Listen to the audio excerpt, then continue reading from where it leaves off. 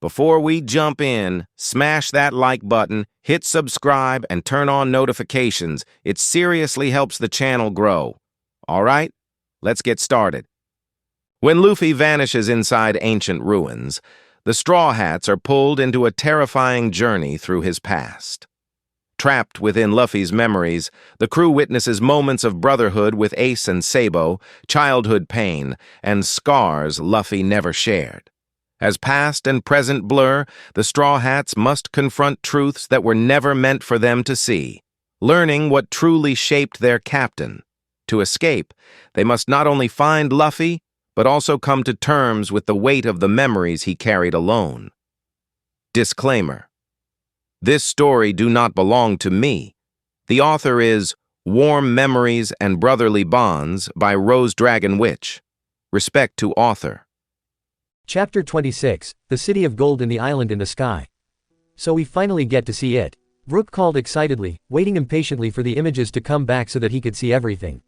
The Sky Island. Not right away, Sanji answered, and when they looked at him in surprise he added, we ended up running into a little bit of trouble before we got there. Isn't that always the case with us? Usopp sighed as the memory finally reappeared around them and they were standing on the Mary's deck once again. Their past selves were spread out everywhere, dripping wet and panting for air as if they had all just run a marathon. The air seemed to be so thin that it was difficult for them to draw breath. There was bright sunlight all around and it took them all several minutes for their eyes to make anything out. The first thing they noticed through the light was that the ride had taken its toll. Both of the Mary's wings on her sides had been broken clean off and the sails had been torn to shreds. They could hear their past selves all gasping and coughing, and then Memory Zoro's voice croaked out, what just happened to us? Everyone all right? No one answered him, too exhausted to speak. But as their eyes cleared even more, Brook and Frankie gasped. Clouds. Brook screamed in shock. No freaking way. Frankie wheezed, running to the side of the ship so that he could get a closer look. We're really floating on clouds. That's how we felt, Nami said knowingly as Luffy finally got back up and was looking around excitedly. Hey guys, look out there. What is that? The others were slowly getting to their feet, and their jaws all hit the deck when they saw. They were sitting afloat on a sea of white, fluffy clouds all right. Frankie just stared in amazement as Brook was screaming in wonder, as loud as his fans had been when he was on stage. I forgot about how amazing this place was, Usopp whispered as Chopper nodded, his eyes as bright as his past selves. What in the world? Memory Sanji gasped, truly not believing what he was seeing. It's solid white. Luffy cried out joyfully. They're clouds. Memory Chopper yelled, his eyes were practically glowing, looking like he wanted to jump into the clouds and see for himself. Yo-ho-ho-ho, truly spectacular. Brook gasped out once he had screamed himself hoarse. I wouldn't believe this if I wasn't seeing it with my own eyes. Well, I've got no eyes, yo-ho-ho-ho. Yeah, and if they're freaking out now, wait till we get to the island, Nami whispered to the others, knowing that these two going to lose their minds when they say it. Her past self was gapping at it all, wanting to know how it was possible, and what was keeping them from falling. Luffy tried to reason that since both clouds and boats float it was the same thing. Rolling their eyes, they tried to explain it to him that it was completely different until Chopper realized that Memory Usopp had stopped breathing. Apparently the shock of breaking through the clouds was too much for him to take. After a little panicking and CPR, Chopper was able to get him breathing again, but it looked like he was going to pass out again when he got a good look at his surroundings, as if truly not believing that he was alive. He screamed in panic, crying out to know where exactly they were. Basically, Memory Nami whispered, it's an ocean in the sky. Frankie was straining his eyes to try and make out the shape of anything that might be an island, before he asked them, where's this floating island though? I don't see anything. You'll see, Robin said in amusement. No way. Past Usopp said to what Nami stated, running to the side of the Mary to look down at the clouds. Seriously. I know it's hard to believe, Current Sanji laughed, I thought that I died here for a moment. Memory Nami was then staring down at the log pose and gave a sharp intake of breath when she noticed the needle. She looked up to Robin and told her that the needle was still pointing straight up. Wait, it's still pointing up? Brook asked in surprise, unable to believe that. We were more than halfway there, Robin answered as her past self spoke up to Nami and answered reasonably, so we must still be somewhere in the middle of the cumuloregulus cloud. Wait, Memory Chopper asked, sitting next to her, you mean we have to travel even higher? That's what the log pose says at least, she answered. I don't get how we could go any higher, Frankie said in surprise, looking up above them to see the bright slide and even more clouds. You're saying that the island's right above us? That's right, Nami answered him, folding her arms, her heart beating faster at the thought of seeing such a beautiful place once again. How do you get there? Brook asked, because I don't see an elevator. We sailed up a river of clouds, Zoro answered, and let me tell you, that's a ride I'm not looking forward to taking again. The two looked baffled at that explanation until they heard Memory Usopp laughing triumphantly, and when they looked back, he had taken the top of his overalls off and he posed on the side of the Mary. I can't believe how skinny you look here, Frankie poked fun at their Usopp, who laughed back a little before he glanced fondly at his own muscles that he had worked so hard for. Hard to believe that he had been this same kid here. Here I go. Past Usopp cried out, Cloud swimming champ, Usopp. You weren't. Brook asked as the other Straw Hats shook their heads at him. Just what were you thinking here? Sanji asked as Usopp laughed a little awkwardly before he looked down in shame. I wasn't, he admitted with a mutter. Yeah, that much was obvious, Sanji stated. But Memory Chopper and Luffy both whistled and cried out, happily rooting Usopp on. Memory Sanji tried to warn Usopp not to do anything since they still didn't know much about this place. But, naturally, Usopp didn't listen as he did a perfect dive right into the sea. How was it? Was it like swimming in the sea? Brook asked, wondering if it was possible that even someone like him could have done something like that. Not at all, Usopp said, thinking back to that terrifying moment with a shudder. I was really moving, there was so little resistance. Of course, this sea has to be several times less dense than the Blue Sea, Nami sighed as Luffy and past Chopper were pouting as they looked down where Usopp had disappeared. Both of them were wishing that they could swim like that as they frowned down at the sea, but as they waited, they slowly began to realize that he wasn't coming back up. What's taking you so long? Frankie asked jerkily. As the others joined Luffy and Chopper at the side, Memory Robin spoke up, you know, it's possible that this ocean may not have an actual bottom. Say what? Past Sanji cried out, you mean you fell through? Brook cried in shock. That must have been a real nasty shock, Zoro stated, and Usopp was shaking his head at his own stupidity. He remembered just going down and down through the clouds, marveling at how easy it was for him, but soon realized that he wasn't swimming anymore and he was falling.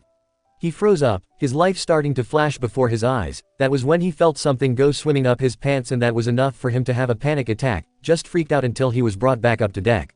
Once Robin's words had sunk in, they all realized what she was talking about and looked ready to panic themselves as they stared in horror at the sea before them. Idiot! Memory Zoro cried out, sweat falling from his face, did that fool just fall through the clouds? Eyes wide, Luffy cried out Usopp's name before he stretched his arm out in a desperate attempt to save his friend, with Sanji yelling out that he just told him not to do something so stupid. How are you going to pull him out of that? Frankie yelled at them. With a little teamwork, Sanji informed him. This proved to be true when Memory Robin called for Luffy to stretch out as far as he could go. I am, but I can't see where he is. Luffy cried out, tears welling up in his eyes, but she told him to just leave it to her.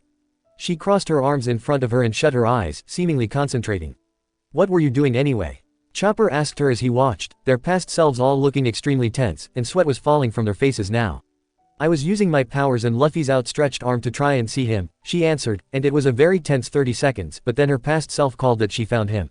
Oh, thank goodness, Brook sighed, his hand over his chest. A real heart stopper there, but I don't have a heart to stop anyway though, yo-ho-ho-ho. What? Luffy cried out at once, where? But she didn't answer as she said her technique, and they guessed that she was helping Luffy to find Usopp, and suddenly Luffy gave a sharp intact of breath.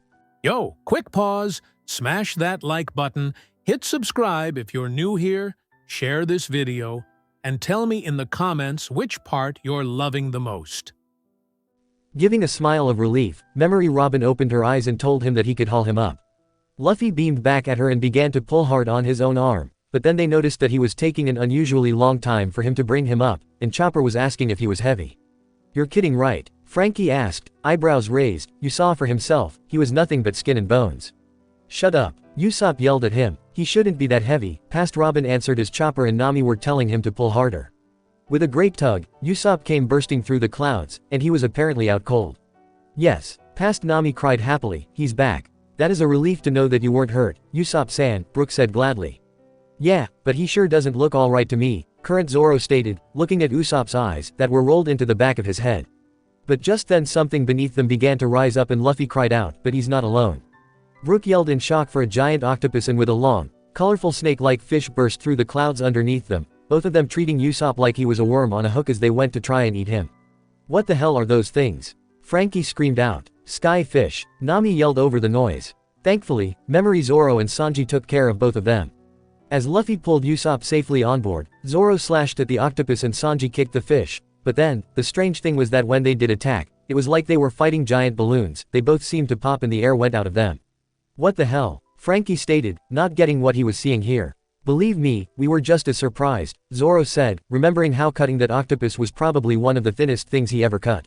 I forgot how big things were here. Chopper stated with wide eyes and a gulp. The monster trio were ally gasping for air, already looking tired after even something as simple as that. What's wrong? Frankie asked, not understanding why they were suddenly acting like pussies. I'd love to see you fight in a place like this. Zoro snapped in annoyance. His past self was suddenly struggling for breath as he croaked out, this air, it's so thin, it's hard to breathe. Thin air? Brook asked in confusion. It's caused by the high altitude, Robin explained to him. As altitude increases, air pressure decreases. In order to fill your lungs with air, the air pressure in your lungs has to be less than the pressure of the air outside. Brook looked to her as he exclaimed, I see. So you can't get enough air. That's why you're getting tired so quickly. What do you make of this? Memory Sanji asked, looking over the dead fish, that was now flat as a pancake. I've never seen anything like it before, I'm not even sure if it's even a fish. That octopus thing was more like a big balloon. Luffy pointed to the remains of the creature. How is that possible? Brook asked in fascination, truly some strange creatures in the world. Yeah, Memory Zoro agreed darkly, except balloons don't have teeth. How can there be fish up here in the clouds? Past Nami asked them all, clearly not understanding any of this as much as the rest of them. You said it best yourself, Memory Robin answered her softly, basically it's an ocean in the sky. I never would have believed it if I haven't seen it myself, Brook said, now practically jumping up and down at the thought of seeing the island itself. As they examined the dead fish, Usopp, who had been laying frozen on the deck suddenly came back to life, now thrashing around. Past Sanji looked to him in annoyance, asking what the problem was now and Usopp cried out as he reached his hand into his pants, there's something in my pants. And suddenly he pulled out a blue fish before he fainted. I don't think I've seen you faint so many times in one day, Frankie said, watching him twitching on the deck. Like you would have been in any better shape. Usopp snapped, really getting sick of being picked on here. Oh, why can't they hurry and get Luffy back so that they could tease him instead? Memory Chopper cried out in worry as he ran over to see if he was alright, but Memory Usopp just laid there in a fetal position muttering, Sky Island's scary, Sky Island's scary. Not his day, Past Robin said before she noticed the strange fish on the floor. You got that right, Robin, Zoro commented as Past Robin picked up the fish in curiosity. This whole trip was just one big, bad day, Usopp whispered, remembering fighting priests, being hunted by God and struck by lightning, what a nightmare that was. As Robin examined the fish with Nami, they came to the suggestion that these creatures seemed to have evolved to become flat or balloon-like to make themselves even lighter. But when their backs were turned, they saw that Sanji had already cooked it up and Luffy was gasping out how good it was. You just got here but you were already cooking the first thing you find. Frankie asked with a snort of laughter. To be fair, those sky fish were something I never cooked before and were delicious by the time I got through with them, Sanji said proudly. Please, by the time you were done with it, it was barely edible, Zoro stated. Do you wanna die? Sanji screamed at him, aiming a kick for his ribs. Memory Nami however spotted them eating the fish and began yelling at them, hey. We were still examining that. She began shouting at them until she tried it and suddenly her anger disappeared, her taste buds melting as she took several more pieces and Luffy was telling Sanji they should cook the bigger fish. Meanwhile, Chopper was on one of the Mary's broken wings and was looking through the binoculars, trying to find any signs of an island. Hey guys, he suddenly called excitedly, there's a. But his voice died in his throat so quickly that it was as if he hadn't said anything at all, he just continued to stare, turning bone white. What's wrong with you? Frankie asked, as Past Chopper began shaking like a leaf. It wasn't good, Chopper gulped to him. Hey, what's wrong, Chopper? Memory Sanji asked when he noticed that he had frozen up. But then Memory Chopper dropped the binoculars and fell back, looking like he was about to faint.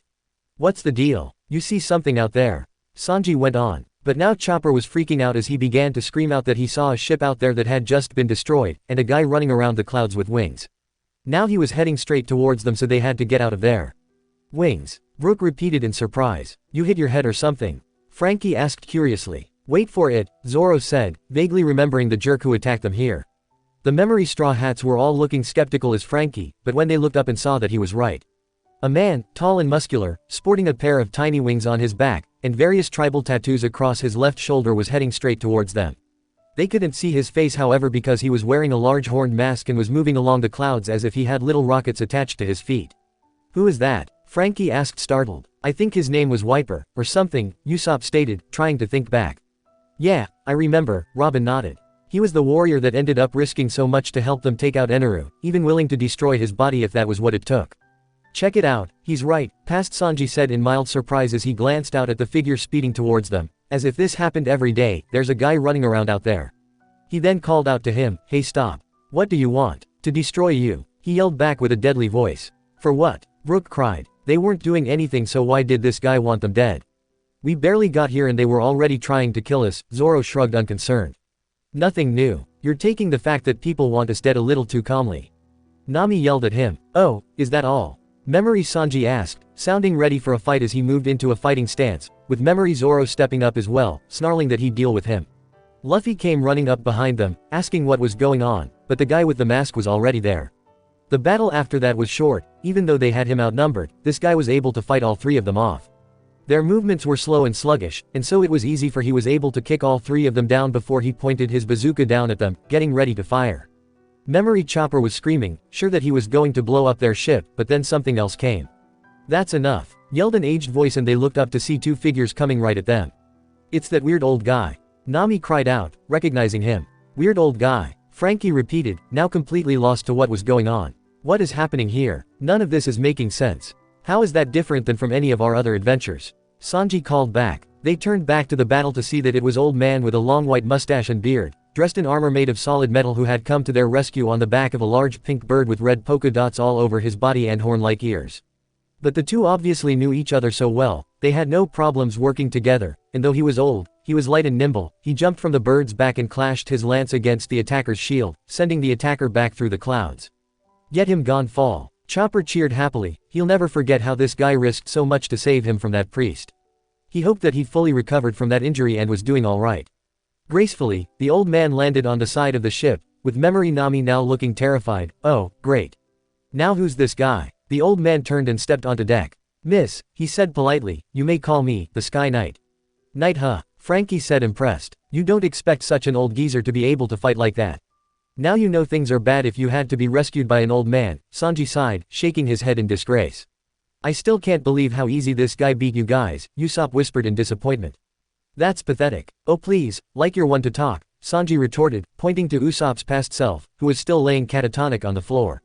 The Sky Knight was looking around them, as if still expecting trouble, but soon sighed as he muttered in grim satisfaction, he's gone. But what just happened? Brook asked them. I don't get it. He thought we were someone else apparently, Sanji muttered, remembering the long talk that he, Usopp, and his sweet Nami had with Gonfall when they were traveling through the upper yard. What's going on here? Memory Nami demanded, looking at Gonfall. Who was that guy? But rather than wait for an answer, she glared back at all three men who were lying there having a hard time breathing. And you, could you be any more useless? You've had him outnumbered 3-1. Why didn't you fight him if it was so easy? Current Zoro demanded, his temper shorter than ever. Because you guys are monsters. She replied angrily. You should have been able to beat him with one arm behind your back. Oh, shut up, Zoro snapped, and Sanji burned at that, getting ready to kick his brains in for yelling at her. But he turned back and proclaimed to her as she rolled her eyes at him, I promise I won't let it happen again, Nami Swan. Meanwhile, Memory Chopper was thanking the old man for saving them, who replied that he was just doing his duty and this was on the house. Well, that was kind of him, Brook said gratefully. So is he another one of your friends? He may be old and weird, but he did help us out more than once since we got stuck up here, Nami said, and Chopper nodded firmly by her side. What gives? Memory Sanji gasped, and seemed unable to sit up. I feel so weak. Yeah, Luffy wheezed. I could barely move. Past Robin reminded them that it had to do with the thin air as the old man walked up the stairs, asking if they were Blue Sea people. If you were what? Frankie asked, sounding lost. Blue Sea people. Memory Nami asked in equal confusion, what's that? And who are you? As I said, I am the Sky Knight, he answered calmly, and Blue Sea people are what we call those who live below the clouds. I'm assuming you traveled here from the Blue Sea. Oh, that makes sense, Brook said, thinking it over. Yeah, that's right, Luffy said, looking up at him. Then that explains it, Gonfall answered in understanding as he sat on the railing, observing them all with interest. You have reached the White Sea, 7,000 meters in the air. 7,000, Frankie repeated in shock. The Great White Sea, where I assume you're heading, is still further up, Gonfall went on, about 10,000 meters. Yo, quick pause, smash that like button, hit subscribe if you're new here, share this video, and tell me in the comments which part you're loving the most. Ordinary Blue Sea people can't possibly endure it here. Well, lucky you guys are far from ordinary, Frankie said, still shaking his head at hearing how high up they were. You have no idea, Nami chuckled, shaking her head. Thank goodness for that, that's the only thing that's kept them all alive up till now. 10,000, Brook said this time, sounding shocked as well. That's like when we went to Fishman Island, only instead of going to the bottom of the sea, it's the other way around. Yo-ho-ho-ho. Luffy was sitting up, giving his chest a little punch before he began to say that he thought he got used to it, which the others agreed. No, that's just not possible, the old man said, clearly sounding like he didn't believe them. Past Chopper then tried to ask him who it was who attacked them and why. But the old man stated that they had other business to talk about. He told them that he was a solider for hire, that the Great White Sea was dangerous since that these, gorilla, like the one who attacked them, wouldn't hesitate to kill them, but if they bought a one whistle for 5 million extols, he would protect them. Extols? Brook asked, and you could almost see the question marks above his head. There's nothing about this place that's making any sense, Frankie whispered, wondering just what an extol was. And it only gets more confusing, believe me, Nami sighed. Their past selves seemed to be just as lost as Brook was, clearly not having any idea to what he was talking about. The old man was looking put out, saying that it was a reasonable price and that he couldn't afford to lower it any more than that. But when Memory Sanji asked what he was talking about, saying that they didn't know anything about extols or this whistle, it was the old man who looked lost this time. You don't know? He asked in puzzlement. I don't understand. You came here from the summit of High West, didn't you? Surely you must have passed an island or two. Summit of High West, Frankie repeated, looking to the girls, hoping that they could tell them what he was talking about. There are other sky islands. Brook said, before he remembered. Oh, right. You said that you were learning on another sky island for these 2 years, didn't you, Nami-san? Yes, and apparently there's supposed to be some kind of road that we could have used to get here, Nami explained with a shrug, but I never did find out any real information about it. So don't ask. I still don't know what you're talking about, Luffy said to Gonfall. Wait, let me get this straight. Memory Nami yelled up at him, now sounding truly ticked off this time. You're saying that there was another way we could have gotten up here, where we would have passed an island or two. As in there's more than one sky island. What? Gonfall said, realization coming over his face. Don't tell me you traveled by way of, but it was Robin who interrupted him. We rode up here on the knock-up stream. My word, he said in amazement, staring at them all with a great deal more interest, that monstrous current. So there are still souls in the world brave enough to make the attempt. Well, it was a monster all right, Sanji said. A ride that I don't ever want to take again, Usopp said firmly. I don't know, Zoro smirked, I thought it was an interesting ride up. Well, you would. Nami sighed. Her past self however was now crying. I knew it, she whispered, then we risked our lives for nothing. To vent some of her anger, she grabbed hold of Luffy, shaking him violently as she began to scream at him at how she was going to kill him for almost getting them killed and how if they had asked around a little more, they could have found another way up here. I personally doubt that, present-day Robin chuckled. If that was possible, you wouldn't have been laughed out of Mock Town. No one else seemed to have heard about it and we could have been looking for months but never get any closer to this place. Really, I think that this was our only option. Frankie laughed. Besides, I'd like a chance to ride that thing someday. Shut up. Usopp and Chopper yelled at him as Gonfall asked them if they lost any of their crewmates. No, we all made it. Luffy yelled up at him. Then you can consider yourselves fortunate, he answered him. If you had taken another route, 1 or 2 of you would have survived, but the rest of you would have perished. That's the gamble. So it looks like our gamble paid off, Robin stated to Nami, who nodded dully. But still, there had to be a better way. She moaned out. Now, if it was that easy then everyone would have heard of Skypia now wouldn't they? Robin asked in amusement. By way of the knock-up stream either everyone dies, or everyone survives, Gonfall stated, those are the only 2 possible outcomes.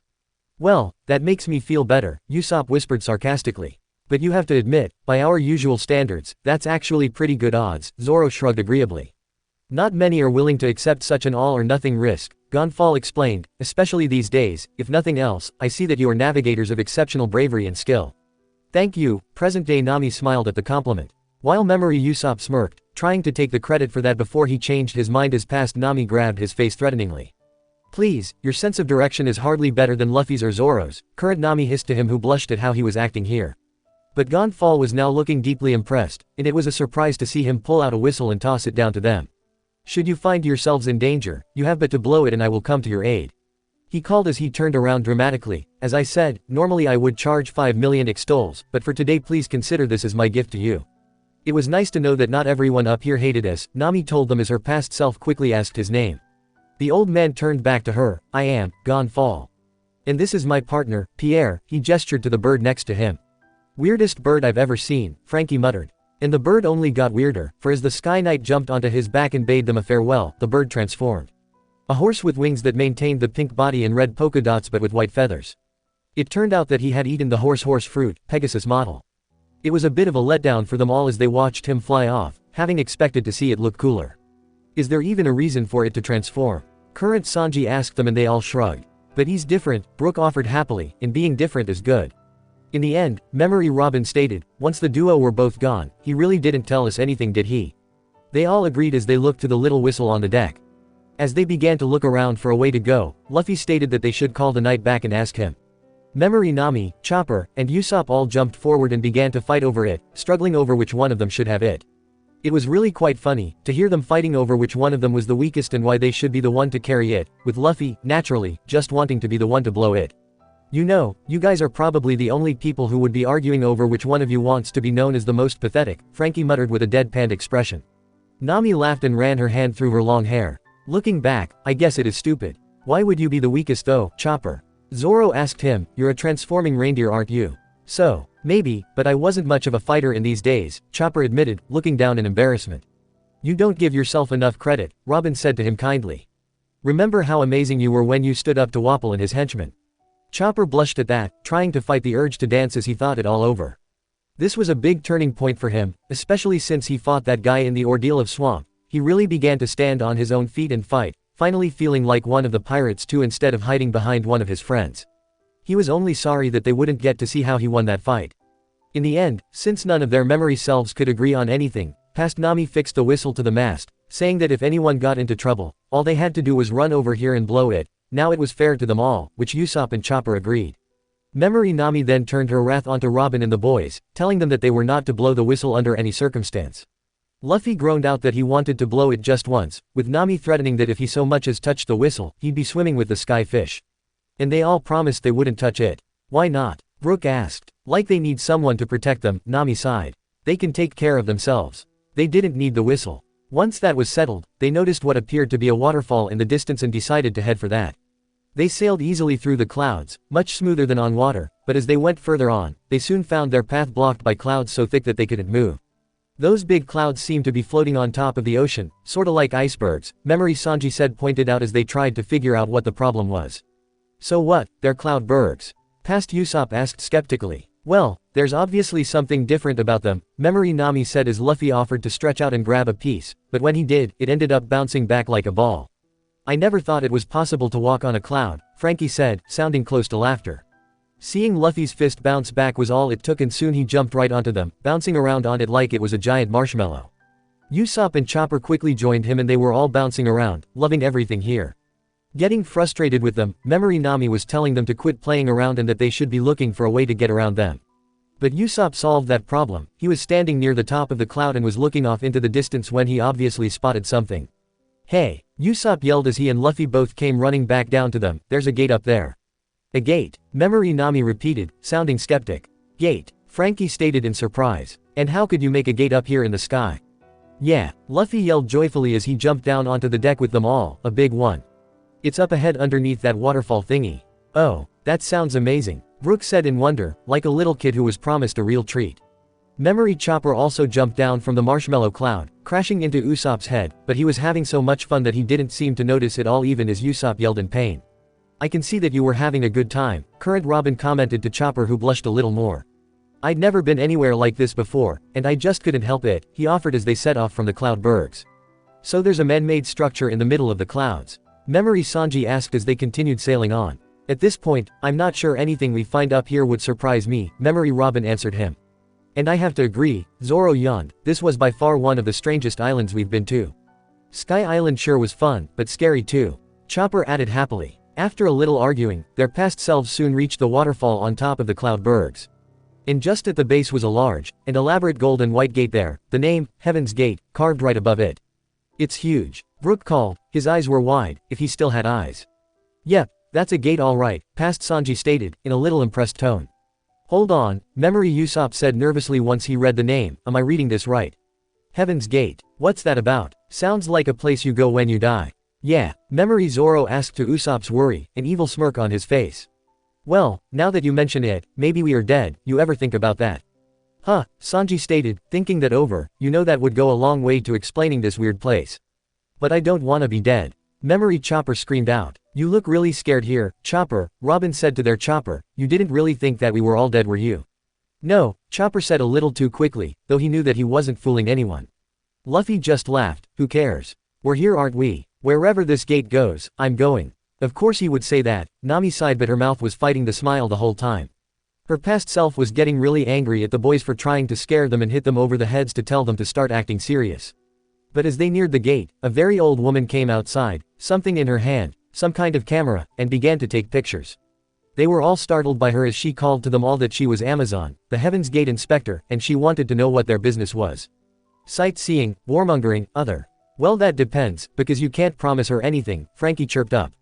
No matter where you go, there's bound to be some kind of party going on. Yeah, and more often than not, they're parties that I wished we missed, Usopp whispered sarcastically. I guess it's kinda like sightseeing. Memory Nami called. We wanna go to the Sky Island. Luffy added, looking unsure as to what to say, it's past this gate, right? Can we say all the above? Past, Zoro offered. I guess that's the best answer we could have given, Robin laughed a little. That's just what happened, Nami agreed, not sure if she was looking forward to these future memories of what they had to go through while they were up here. Dude, just what did you guys do up here? Frankie asked, not sure if he wanted to hear the answer. But instead of answering him, the old woman said that it didn't make much difference to her, but that they were to pay 7 billion XTOL for the entrance fee if they wanted to go any further.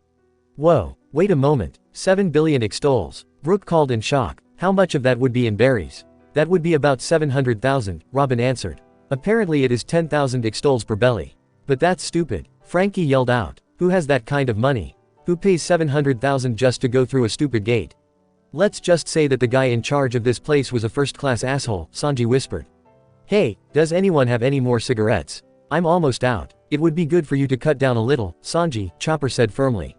You're kidding, right? Sanji asked, his swirly eyebrow raised. With their past selves quietly talking amongst themselves that they had no idea what an XTOL was, and even if they did, they doubted that they had enough for that. Usopp hissed to the others that this had to be some kind of scam, but Nami covered his mouth to shut him up and instead asked Amazon what would happen if they didn't pay. You may still pass, Amazon stated.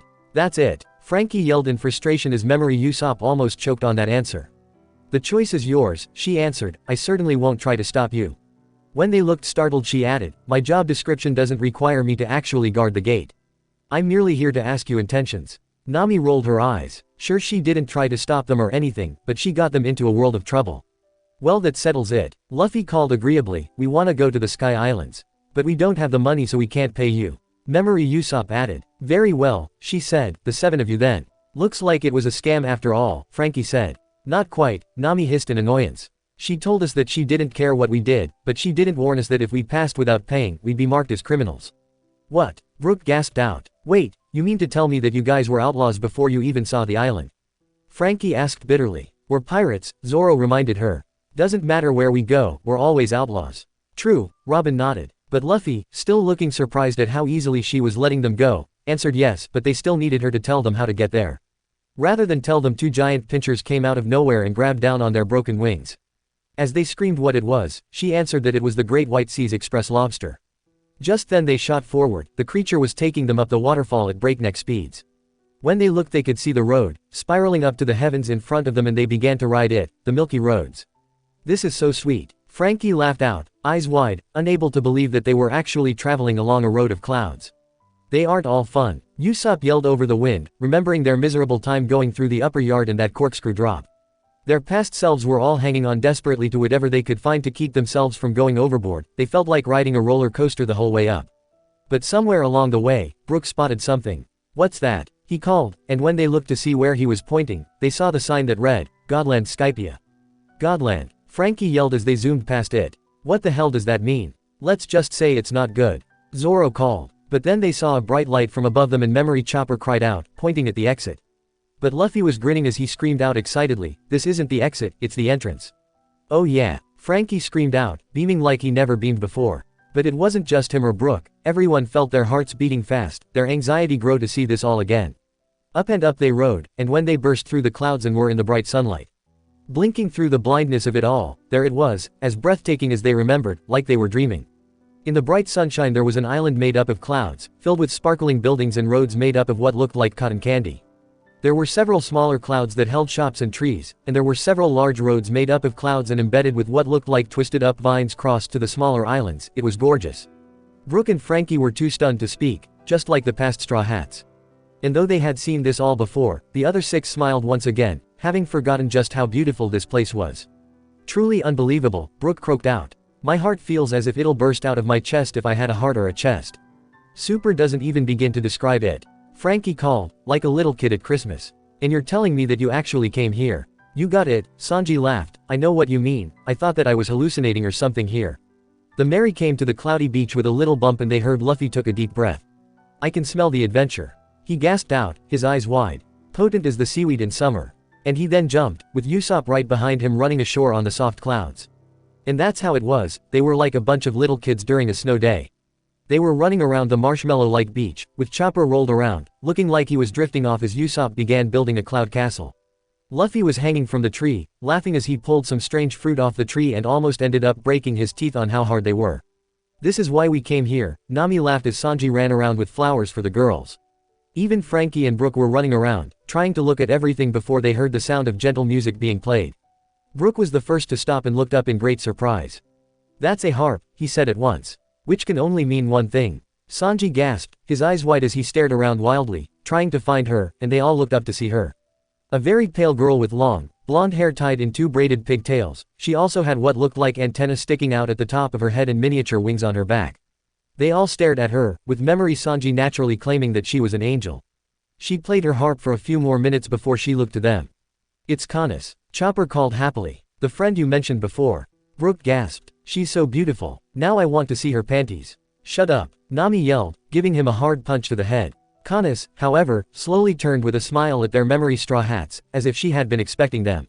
Hesso, she said with a smile in a soft voice. Say what? Frankie asked, a little struck by her beauty that he didn't really hear what she was saying. I'm sorry, what did she say? In this place, Hesso means hello, Nami quickly muttered. The past straw hats stared at her in confusion as they tried to figure it out. But then Canis called to a furry creature they didn't notice before. Sue, come here, she called. A solid white fox with squinted eyes and a mouth that looked a little like a snout happily went over to, flicking her bushy tail. As Canis walked out to Sue as well she addressed the straw hats, did you come from the Blue Sea world? If that's what you call it, Luffy called in a friendly voice, we sailed up a river of clouds to get here. Speaking of here, is this your home? Oh, my dear Canis, current Sanji sniffled, it's been too long since I've seen your beautiful face. Truly an angel, there is no doubt in my mind. I wonder how she's been doing all this time. Nami sighed in wonder, hoping that Canis and her dad had really pulled the people of the sky together and made a new life for themselves in these last 2 years. She'll never forget their hospitality, the world really needed more people like them around. Yes, it sure is, Canis said, putting the harp on her back, and I'd like to welcome you to Skypia's Angel Beach. She noticed the large fruit in Luffy's hand and she laughed a little sweetly as she offered to help him open it. She showed them that you had to cut through the underside to get to the sweet stuff inside. Yo-ho-ho-ho, she's so helpful. Brook said happily. My name is Canis, she told them as she picked up the fox and added, and this little one's name is Sue, she's a cloud fox. If you need anything at all, please, let me be of service. She's like a hostess or something, Frankie said with a good-natured laugh. But thank God, I was starting to think there was nothing but old people up here. Memory Sanji, naturally, tried to start giving her romantic words, until Nami pulled his ear and threw him down to get him to behave himself. But she beamed at Canis as she walked over to her, and started to ask questions. But they didn't get too far with that as Canis's father showed up on a waver on the sea, and almost crashed into them as he tried to stop. He was almost bald, but had those strange antennae sticking out his head, with a round beard around his mouth. However he was just as, if not even more, hospitable as his daughter and he even invited them to their house for lunch. The memory faded as Nami stared in amazement at the waver and asking Canis's dad, Pagaya, all about it. What a kind-hearted family, Brook said fondly. Yeah, they really did a lot for us, Usopp said smiling. They were great. Yo-ho-ho-ho, I truly hope that we can all come here one day, Brook sighed, I wish to meet all of your friends. Yo-ho-ho-ho. Nami grinned, and I speak for all of us when I say that we all like that idea. The whole crew laughed at that as the memory came back. They were in a bright, wide-open house that overlooked the sea of clouds. It was very strange for them all to see the ocean a calming white instead of blue, but at the same time, this place was so welcoming that it was almost like home. Most of the crew was in this room with Canis, and they could hear the sounds of Sanji and Pagaya in the kitchen making lunch. Frankie looked around before he realized that someone was missing. Oi, Nami, where were you? Oh, I went for a quick ride on Pagaya's waver, she laughed, that thing handled like a dream. She suddenly had the urge to get their own waver back out and take that thing for a quick spin. They all sat down to watch the scene. Canis was explaining the working of dials, how they were strange devices made from the remains of particular shellfish, which have the ability to store energy and matter. The shellfish remains are gathered from the shallows near the shore of the White Sea and how there were many different types of dials that store various things depending on their type. And how the content can be released by pressing the apex on the other side of the dial. As long as they are not used or damaged, dials seem to be capable of storing their contents indefinitely. Useful devices indeed, Brook said softly, his hand going to his skull that held the precious tone dial that carried his old crew's final song. Laboon, he thought, I hope you're doing well. Memory Sanji then came in with Pagaya, carrying trays of food that they hadn't seen before, and they began to enjoy their meal, marveling at the exotic tastes. I'm dying here, Usopp groaned, his hand over his stomach. I hear ya, Zoro nodded, now hungry enough for even the crab cook's food. Memory Sanji went to the window, staring out at the sea, and asked them where Nami was. I think she's riding the waiver, Luffy said through a mouthful of food. I don't see her, Memory Sanji spoke up, now sounding worried, and Usopp told him to relax, that she probably just went too far out for them to see her. At his words, the present-day Straw Hats noticed the anxious and tense looks on Kanis and Pagaya's faces. What's wrong with them? Frankie asked. I'm worried, Kanis said nervously to her father, do you think she's okay? I have my concerns, he answered back, sounding apprehensive, but I can't say one way or another. Brook looked to them both before he asked, is that a problem? That Nami-san went out too far on the waiver. Yeah, sorta, Nami answered, wishing that she stuck closer to land. It wasn't your fault, Usopp reminded her, we had no idea what was going on up here in the sky after all. How could we know about Eneru? Who's Eneru? Frankie and Brook asked in confusion. I wish I could forget him, Nami shivered, remembering how she had to go with him to stay alive. The idea of going off to some strange land with him was just too horrible. Luffy noticed the uneasy looks as well and asked what his problem was. Kanis looked to them and answered, in the clouds, there's a place called the Upper Yard that no one is ever allowed to set foot on. It's not too far away, it would only be a short trip by waiver from here. I'm afraid your friend Nami may have set ashore there out of curiosity. I was there, Nami sighed, but I never went ashore, I was just looking around. Why isn't anyone allowed to go there? Brook asked in confusion. And what did this Eneru fellow have to do with it? What's so bad about this place that no one's ever allowed to go there? Past Usopp asked after a large swallow of food, is it full of monsters? It's sacred ground, Kanis answered him. Sacred? What does she mean by sacred? Frankie asked, wondering how ground could be considered holy. Sacred, my butt, Zoro muttered as Memory Robin was looking at Kanis in real surprise. But it's so much more than that, Kanis said, her face darkening slightly, it's the island, where God lives. God. Brook and Frankie cried out in shock together. Please, Zoro said, he was no god, just some wannabe jackass who ate an extra powerful devil fruit and then proclaimed himself to be a deity.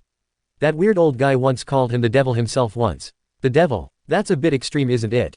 Brook asked. Not at all, Nami said angrily, you have no idea the kind of damage that he'd done. How many lives he ruined. He showed up to Skypia about 6 years before this memory right here. And ever since he'd been ruling over all the people here like they were his playthings. Brook gulped as Frankie said, I'm really not looking forward to seeing what you mean to that, sis. And I really hope that you don't, Sanji muttered, fighting the urge to smoke one of his last 2 cigarettes. There's actually a god, Luffy exclaimed loudly, and he lives on an island up here that no one's allowed to walk on. This sounds so pathetic now that we know the whole story, Sanji sighed.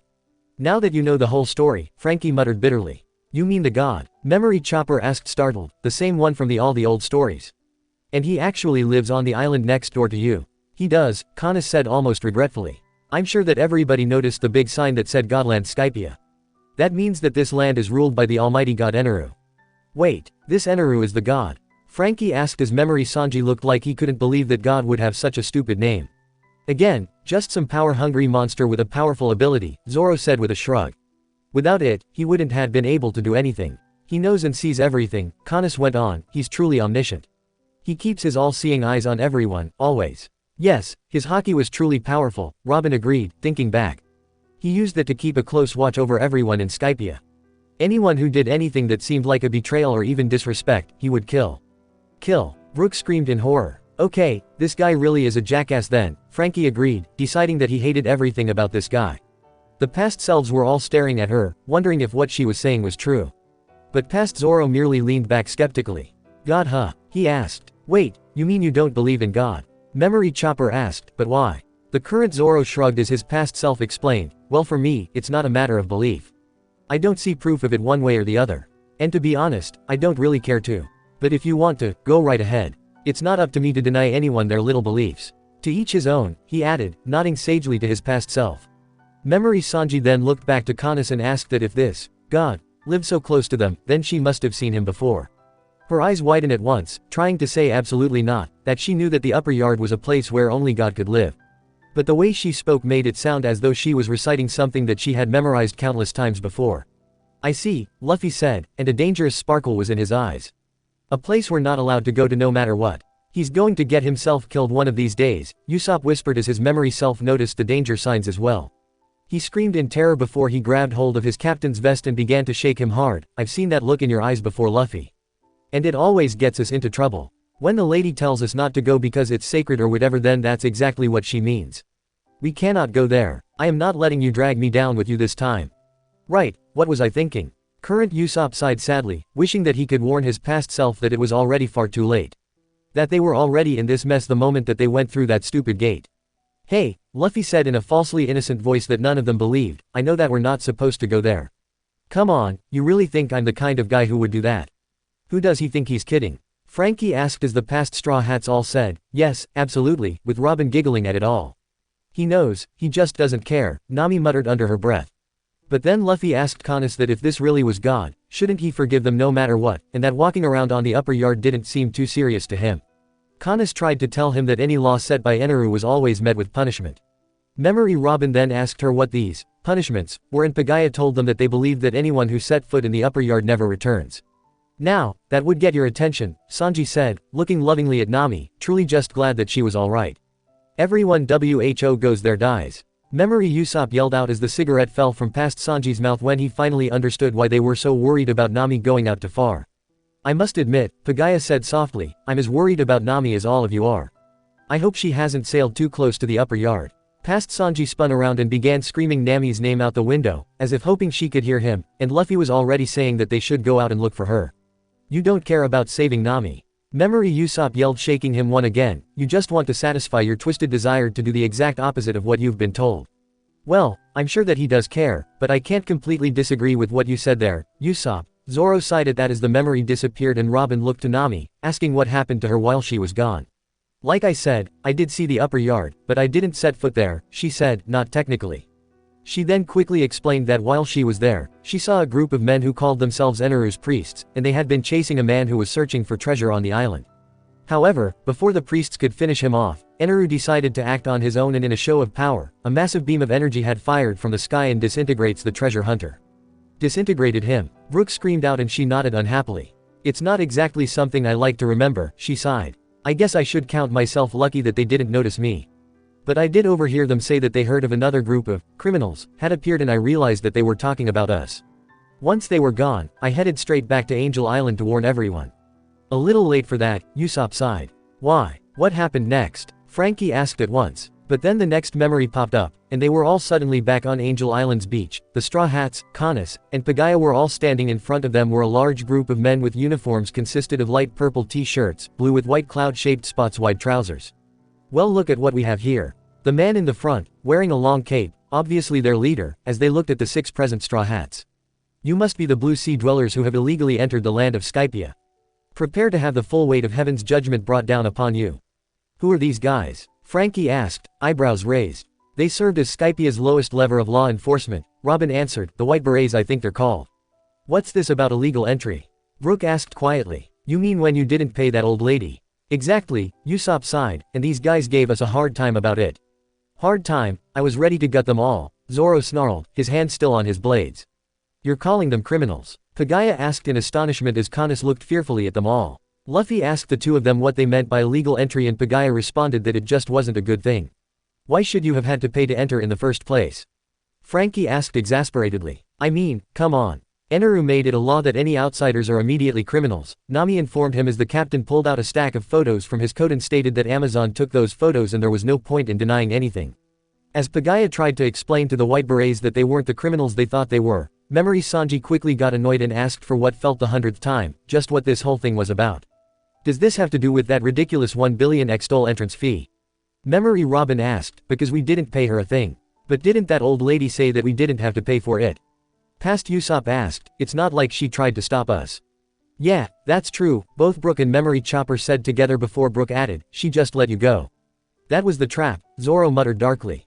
Enough. The captain, whose name they learned was McKinley, said loudly, there's no sense in denying it, now fess up. When no one spoke, he went on, don't worry, you need not become panicked just yet. According to heaven's judgment, illegal entry is only an 11th degree crime. Once you accept your punishment, which will be minimal, you become legal tourists on the spot and may go about your business. Oh, really? That sounds reasonable, I think, Brook said, hoping that this could be solved civilly. Reasonable? Nami screamed at him. There was nothing reasonable about it. Well, you should have told us that sooner, past Sanji said, but he sounded highly suspicious about the whole thing before he demanded to know what they had planned for them as far as punishment before they accepted anything. A mere slap on the wrist. McKinley answered, all you need to do is pay 10 times the entry fee. Of course if you pay immediately we'll forget this little episode never happened. So 10 billion per person, times 7 people, makes your total 70 billion extols. Cast only. Say what? Frankie yelled in outrage. WHO carries around that kind of money with them all the time. Slap on the wrist my ass. This was a trap from beginning to end, Robin answered, as Memory Usopp was calling out to know just how much that was embarrassed. By not telling us that we would have become criminals by not paying them in the first place, they made it so that we would end up in this situation. And we had no way of knowing beforehand what would have happened, Zoro added as McKinley told them that the payment would have been 7 million berries and Memory Sanji dropped his cigarette once again as he yelled out, get real. Do you realize how expensive that is? After risking our lives coming to this place, why should we have to pay a stupid fee just to enter your precious city? We can't agree to that. For once, I agreed with you there, Zoro told him as they watched McKinley's indifferent expression. You brought this upon yourself. McKinley yelled, still in that annoyingly loud voice. If you had just paid the 700,000 berries in the first place, we wouldn't be having this talk. What sense does that make? Nami called angrily, furious at the thought of giving up 7 million berries like that. That's still way too much money. Memory Sanji yelled and the others all nodded at that. But the White Berets were clearly not interested in listening anymore. This is your first warning. McKinley yelled threateningly, the White Berets serve under the vessels of Almighty Eneru.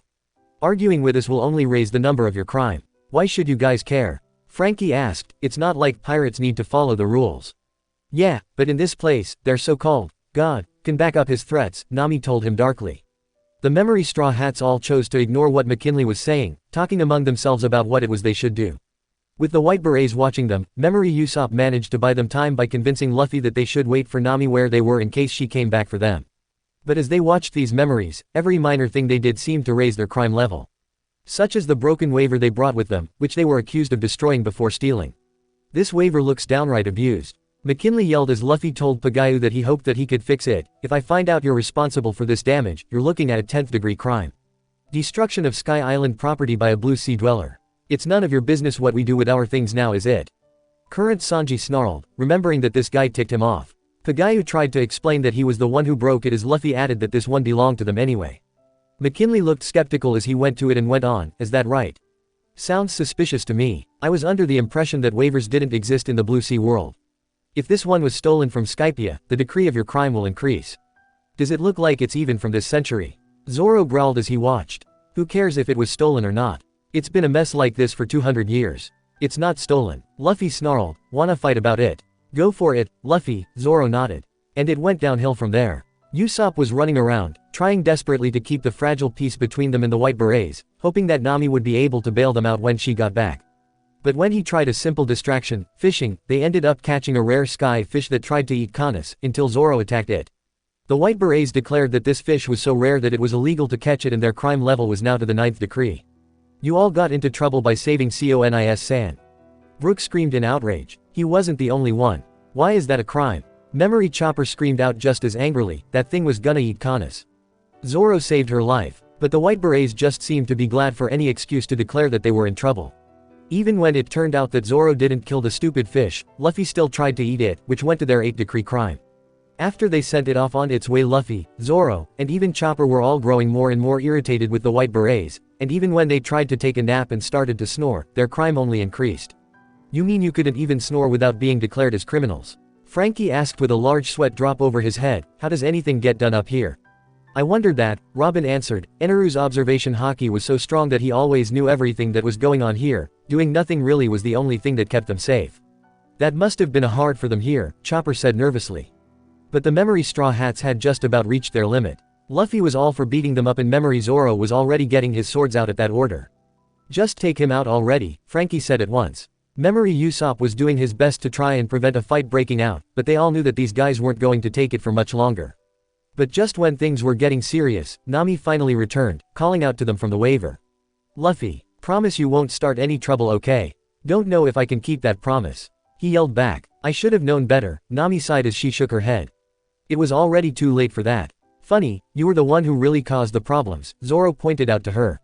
What are you? Brook began, really getting sick of having all these questions. Hey Nami. Memory Usopp screamed out desperately, we need you to fork up 7 million berries from your stash to pay for all the fines we got.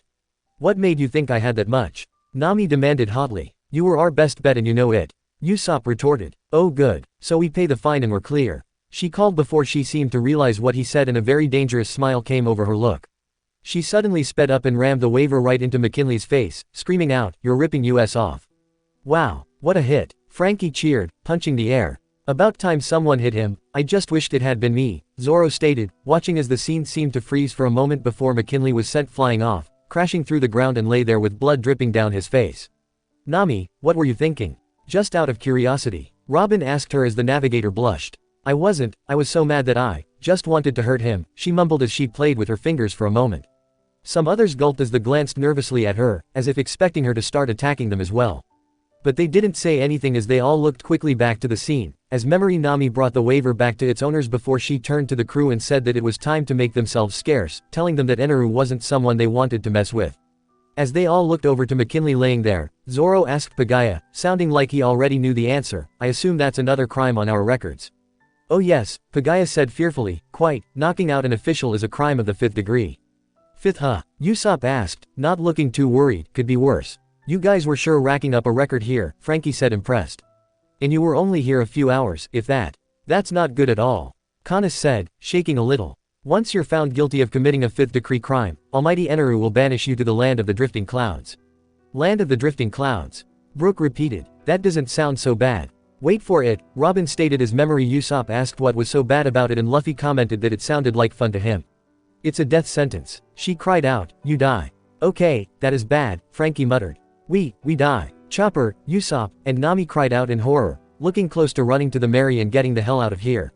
You got him good Nami, past Zoro stated as he pointed to McKinley, who was still out, and the other white berets who were examining him worriedly. But come on, a death sentence in God's land.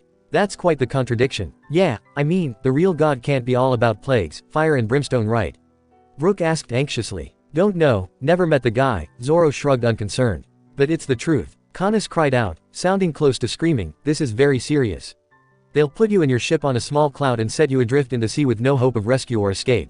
You'll eventually die a very slow and painful death. It's terrible. Sanji shivered at the thought, knowing how painful that would be, and she would be right, there wouldn't be any hope of escape in this situation, after all, who would think to look for you on a cloud? Memory Robin thought that over before mentioning that was probably what happened to that ship that fell on top of them. When they looked to her, she reminded them of the Saint Briss, the incident that started them on their quest to find Skypia, and for all they knew that crew could have been punished just like that over 200 years ago. So if you had been sent to that place, you'd probably still be up there today. Brook asked. Except you'd be all bones like me. Yo-ho-ho-ho. It's not funny, Brook. Usopp yelled, a horrible flashback of seeing those falling skeletons fall around them coming back to him. At those words, Memory Nami went deathly pale and went to the other white berets and tried to trick them into believing that she hit their captain by accident when she lost control of the waiver. Luffy started to say that it looked like she knew what she was doing to him, with Usopp having to drag him away, hissing at him to keep his mouth shut.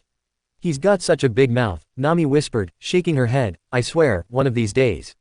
He never thinks, that's his problem, Sanji sighed as they watched Pagaya step in and suggested that they should carry McKinley up to his house to treat him. Once understanding their priorities, the white berets, for some reason, crawled away before warning the straw hats not to go anywhere. I know that we're just locals from the Blue Sea, but why are they crawling? Why don't they just walk? Frankie asked with more sweat drop. Usopp said that they had issues, Chopper said and they all nodded in agreement to that. Once they were gone, Kanis told the memory straw hats that she truly didn't believe that they were as bad as they were made out to be. But she screamed at them that they should take this chance to leave before it was too late. Yeah, but then who knows what'll happen to Kanis-san? Brook said anxiously. Would she be alright? Who knows? Usopp stated, but feeling a lot of guilt that she and Pagaya did end up getting into a lot of trouble trying to help them. But he supposed that beating Eneru and saving them from being killed by him sorta makes up for that. As Kanis went running off, Memory Nami quickly explained to the others that they were going to do what she suggested. That she saw the island and it was full of monsters. Luffy was looking excited at the very thought, but Nami snapped at him that they were leaving now, and if they hurried they shouldn't cause Kanis or Pagaya any trouble. Since they were with the White Berets, they shouldn't be suspected of helping them. The past versions of Robin, Usopp, and Chopper were all climbing on board, with Sanji and Zoro halfway out as well. But Luffy hadn't moved, staring at Angel Beach with Nami asking what the problem was. "Why are we running away?" Luffy asked her, his voice oddly emotionless. "Because we're in trouble," she said loudly as if it was obvious. "So what? We're always in trouble," he said, in that same calm tone. "That's true, it's not like we're new to trouble," current Sanji nodded in agreement. "Yes, but I wasn't just thinking about us," Nami told him angrily as her past self agreed with that, saying that if they didn't leave then Kanis and Pagaya could get arrested too. "But they haven't done anything," Luffy stated coldly. "Whoever arrests them is an idiot." "That's true, but it wouldn't be the first time that innocent parties were arrested," Frankie growled, closing his eyes for a moment as his words came back to him as if from a lifetime ago. "Bring Tom back." He sighed miserably as he opened them once again, his heart suddenly feeling heavy. Memory Nami was staring at Luffy, muttering that she already knew that, but, however, past Usopp interrupted her, yelling that they could argue on the boat and they were getting ready to leave. "He can be so stubborn," Nami sighed watching them. "But now that I think about it, how did you intend to get back to the Blue Sea?" Brook suddenly asked in surprise. "I mean, yeah, we weren't thinking about that while we were looking for the way up here," Sanji admitted as Memory Nami nodded at Usopp's words and understood that they were out of time. Glaring back at Luffy, she yelled loudly and slowly so that he couldn't hope to mishear, "How many times do I have to tell you? Staying here means more trouble for everybody." But Luffy was still calm, in fact he was starting to creep some of them out by how calm he was here. Before he answered, "We're in trouble no matter what." "What does he mean by that?" Chopper asked, forgetting what happened next. But he got his answer quickly enough. Memory Nami was looking at him in surprise, probably just as confused by his sudden tone as they were, but then they heard Kanis's voice call out behind them, "Save yourselves. Please go." All of them spun around to see that the White Berets were back. McKinley was on his feet, his face heavily bruised and showed signs of former bleeding, but he was smirking at them triumphantly, as if they had just caught a bunch of kids breaking the rules, which in a way they did. But he warned Kanis that if she said anything else, he'll label them as accomplices, so they had no choice but to keep their mouths shut. "I really hope that she does," Brook said worriedly, "as touched as I am that she's concerned for all of you, I don't want to see her punished for it. I'll kill anyone who tries to harm such a beautiful angel," Sanji threatened angrily. "Yeah, they didn't do anything," Chopper called loudly, "they should leave them alone." But then the White Berets began their attack on them. Luffy told Nami to head back to the ship, which she did without complaint as the White Berets created long, purple clouds for them to ride on with skates that were powered by jet dials. The fight was fun to watch to say the least, if very short. Luffy was able to stretch out of harm's way, and was able to take them out by using a new attack, Gum Gum Fireworks. He jumped into the air and spun around rapidly before he stretched and wrapped himself in his own arms and legs like a rubber ball.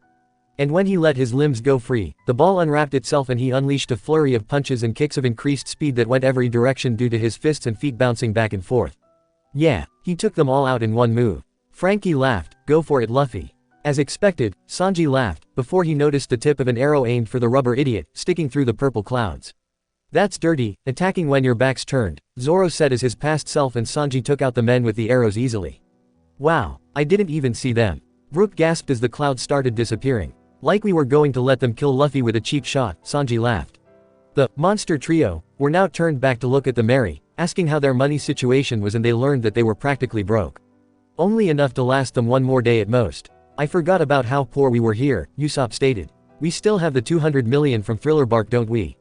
Robin asked them. "We used up some of it when we got back to Sabayati and did some shopping," Nami confessed, "but yes, we still have most of that. Which I will be keeping a very close watch on," she added darkly, giving the boys a deadly look, and they nodded hurriedly as Robin giggled at that. McKinley was on his feet again, though barely, as he smirked evilly at them all.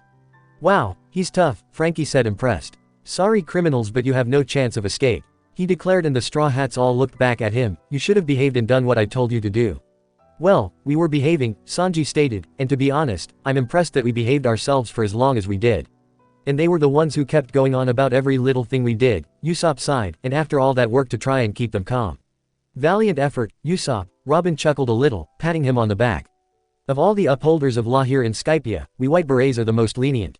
McKinley went on. "However, they are not nearly as forgiving." He laughed cruelly as he declared, "Congratulations. You are now considered second-degree criminals. You can try to cry for mercy, but you will all be judged." He pointed a finger dramatically at them, "by the priests of Upper Yard." "HESO. Those laws were stupid anyway," Zoro stated as the memory faded around them. "These priests again," Brook repeated softly. "You said they lived on the Upper Yard, Nami-san." "They were the 4 men who served under Eneru," Zoro stated, thinking of the Full Ohm, and probably his strongest followers. "Yeah," Chopper said, thinking of the 3 priests that he had to face. An experience he rather forget. Were they really that dangerous? Brook asked tensely. Not really, Sanji sighed, but the problem was that they knew hockey too. They kept predicting our moves and that was hell to fight. I bet we could take them on easy now, Zoro said, holding up his blade and hoping that they would get to face Eneru again someday. He knew for sure that he could take him on this time around, and if they ever did see him again, he would be ready. The memory appeared again, and the Straw Hats were there with Kanis and Pagaya, but the White Berets had cleared the beach, with Luffy glaring at their retreating backs. What's wrong with those guys? A lot if you ask me, Zoro yawned, wondering when they would get to see more fighting. It was starting to get boring. Forget them, Memory Nami yelled, turning them back to the matter at hand. That old lady ratted us out. She lied to us. She said it was okay for us to pass through. But when we did, they accused us of illegal entry. That's flat out fraud. But what could be done at this point? Robin asked. We might as well have faced their punishment from the start and had gotten it over with, Zoro sighed. Easy for you to say, we were almost killed just trying to find you guys. Usopp snapped. Exactly, Memory Usopp said, but then even if we were told we couldn't pass, we would have just forced our way through anyway. I mean, how is that little old lady gonna stop us? She wasn't, Frankie said. I mean, she looked like she faced death in the face just getting out of bed in the morning. Memory Nami told Usopp to shut up as Pagaya told them regretfully that since they were now second-degree criminals, he and Kanis couldn't help them anymore and moved back far away, as if afraid of catching something. But past Nami didn't seem upset at them before she turned her anger to Luffy, who still wanted to go to the upper yard. She began giving him a pounding, telling him that they didn't know who or what Eneru was, but his powers were deadly and that she wasn't going anywhere near there again. I don't see how you're able to hurt him here, Usopp whispered. Words speak louder than actions sometimes, she answered with a shrug. It was here the past Straw Hats realized that they didn't know how to get back down. Usopp turned to Kanis and her father, asking if there was any way back to the Blue Sea. Kanis told them that there was, but that meant that they had to go to a place called Cloud End. It was far to the east of here and they had to cross the White Sea. Some of them were looking relieved at that, but naturally Luffy was whining that he didn't want to go yet. It seems a little discouraging that you had to leave so soon, after all you went through to get up here, Brook said, but why do I get the feeling that leaving wasn't so simple? You'd be right, Sanji said, we actually stayed for about almost a week. Really? Even with, God, Frankie made air quotations in the air around that last word, now angry and wanting to smite you. Please, Luffy kicked that wannabe god's ass, Zoro yawned. I hope we get to see that, I was so sick of him by the time that we crushed him. I hear ya, Sanji said, remember all too well how he had been burnt crispy the 2 times that he had been hit by his stupid lightning, and they say that lightning never strikes the same place twice. Your only other option is to stay here and get sentenced to death, Memory Usopp hissed. What's the problem with that? Zoro asked with a shrug. I see that you and Luffy really do have the same mindset, Nami muttered darkly. It was almost scary how alike these two were. If up to them, they'd be fighting monsters and risking their lives every single day. Memory Nami lost whatever patience she had as she snapped at Luffy that she didn't want him causing Kanis and her dad any more trouble and that even if they left now there was no guarantee that they would make a clean escape. As the crew starts packing up to leave with Nami, Chopper, Robin, and Zoro at the ship, it was decided that Luffy, Sanji, and Usopp would get food and whatever supplies from Pagaya's home. They followed the group up to the house and merely watched as they packed. Memory Sanji was mixing box lunches and Usopp was taking some spare tools and parts that Pagaya said that he no longer needed. Again, I've never met such kind people, Brook said happily. But he found all this odd. If they really didn't want to cause these two so much trouble, they really were pushing their luck by staying and taking supplies. They were really wonderful, Robin smiled as Memory Usopp was walking to the window. Kanis had walked in at that moment, and Memory Sanji was the first to present her a beautiful box lunch made just for her. But as they were getting ready to leave, Memory Usopp was yelling from the window, screaming that there was something wrong with the ship. Why? What is it? Brook called as they also went to the window. Memory Sanji and Luffy jumped to their feet, asking what was wrong as they stood together, staring out at the sea. Past Usopp just pointed and they could see that the ship was rocking violently back and forth. What's going on? Frankie asked, were you caught up in some kind of current? Worse, Chopper gulped, remembering how terrifying that was. We were kidnapped. By what? Frankie and Brook cried out as Memory Sanji had taken a small telescope from Usopp's bag and looked through it, screaming that he could see Nami on deck. When his face suddenly turned blue, some of them had become anxious that something happened. But instead he whispered, wait, why in the world is she wearing a t-shirt? The current Nami smacked their Sanji just as Memory Usopp had done the same thing, screaming out, I'm pretty sure we've got more pressing concerns right now. Guys look, Luffy yelled, the ship started moving. He jumped up so that he was crouching on the sill, but why? They wouldn't just leave us here would they? We were forced to leave against our will. Chopper cried out as the ship was not only moving backwards, but a large and dark shadow appeared beneath them. You're being hijacked by some kind of monster. Frankie yelled. Whoa, I don't think I've ever seen a ship sailing backwards before. Luffy yelled. But, Memory Usopp gasped, pointing dramatically, but they haven't even set the sails yet. With everyone's attention focused on the ship, most of them didn't notice how Kanis sighed miserably behind them. Zoro noticed this however just as Luffy glanced back at her for a moment before past Usopp gasped. It was then that a lobster, at least twice the size of the one that brought them up that milky road, had burst out through the sea and beneath the ship. With the Mary on its back, they were carried off at high speeds. "What's that thing?" Brook cried out. "We never did figure that out," Chopper croaked as the ship was now heading out of their sights.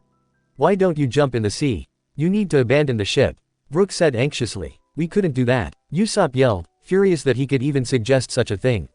"Besides, we were being followed by a whole school of sky fish," Robin answered. "Even if we were able to kill that thing or escape, it's just be replaced by another.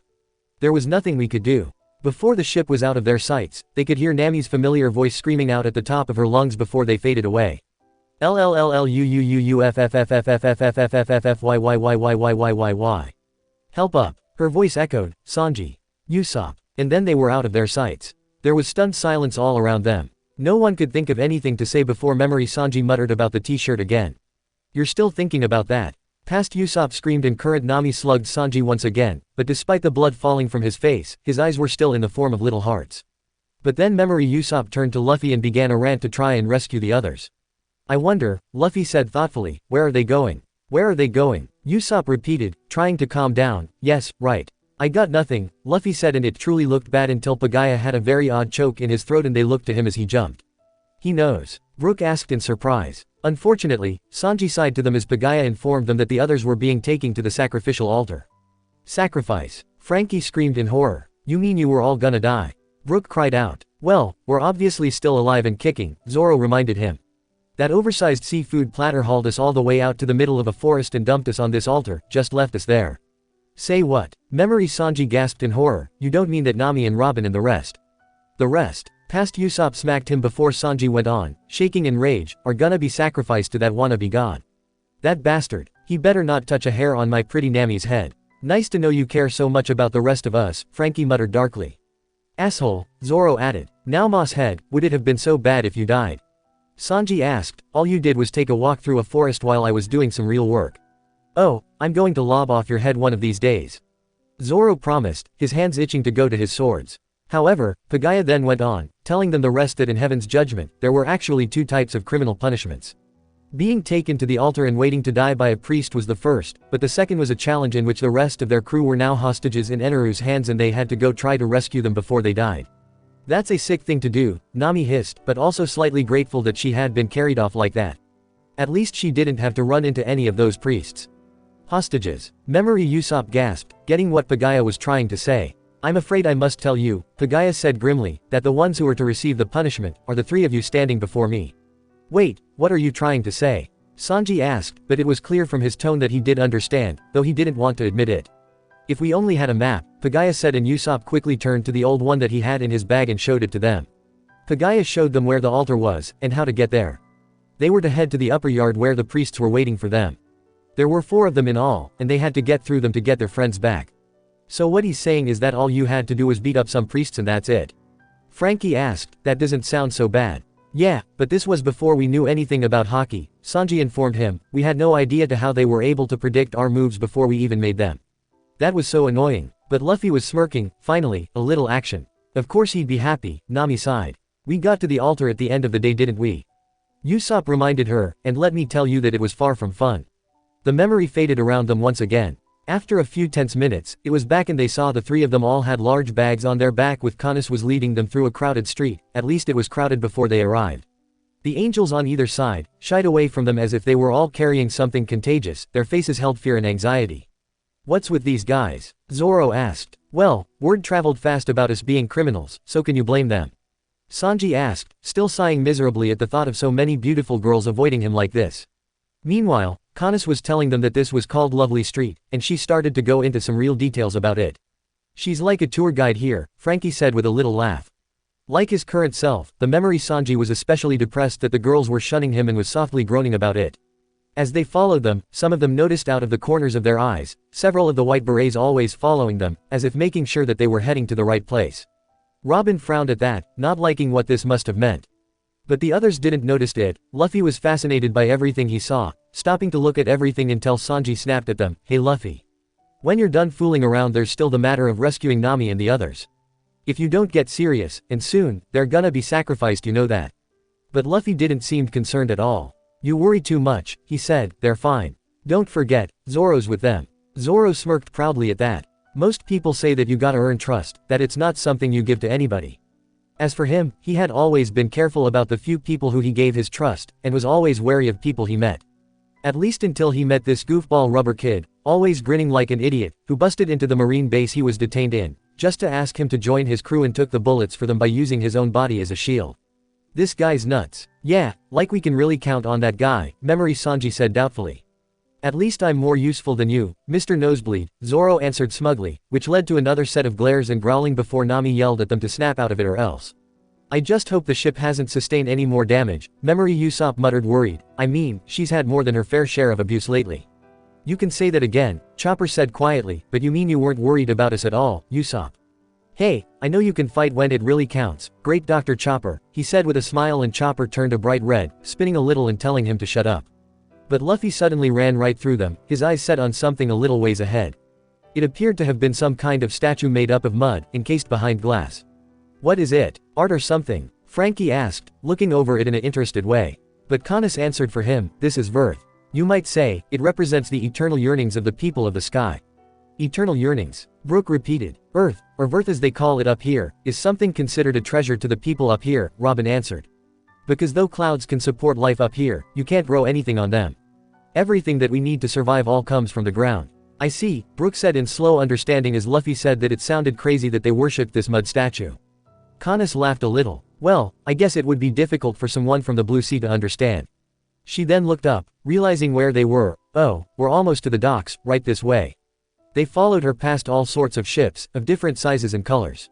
Of course Luffy wanted the biggest gondola that he could find, but instead she led them to a tiny ship with the figurehead of a crow and a bright umbrella above their heads. Presenting the crow, Canis said cheerfully, "That thing looks like it barely floats." Frankie yelled, feeling really let down after seeing some of the other beautiful ships.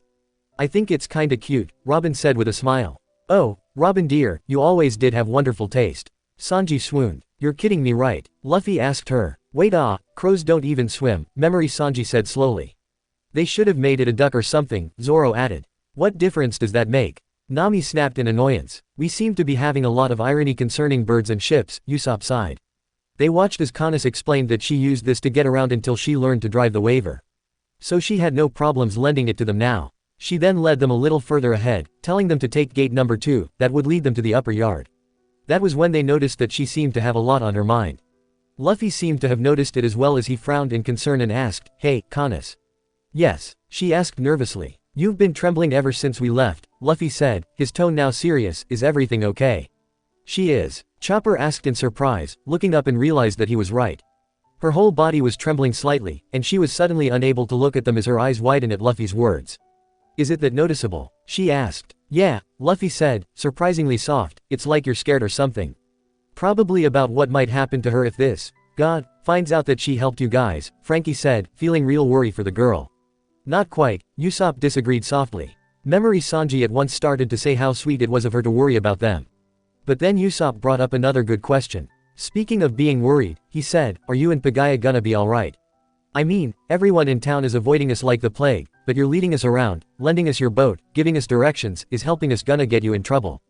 Doesn't that make you like our accomplices?" "Hey yeah, what is with that?" Zoro asked in surprise. Luffy noticed how pale she had become. "Canis," he said gently, "don't cry. You're gonna be fine, okay? You should have told us you were scared. Really, we could have just come here on our own. But with their sense of direction it could have taken them a week to find us," Nami said, but she said it without any scorn.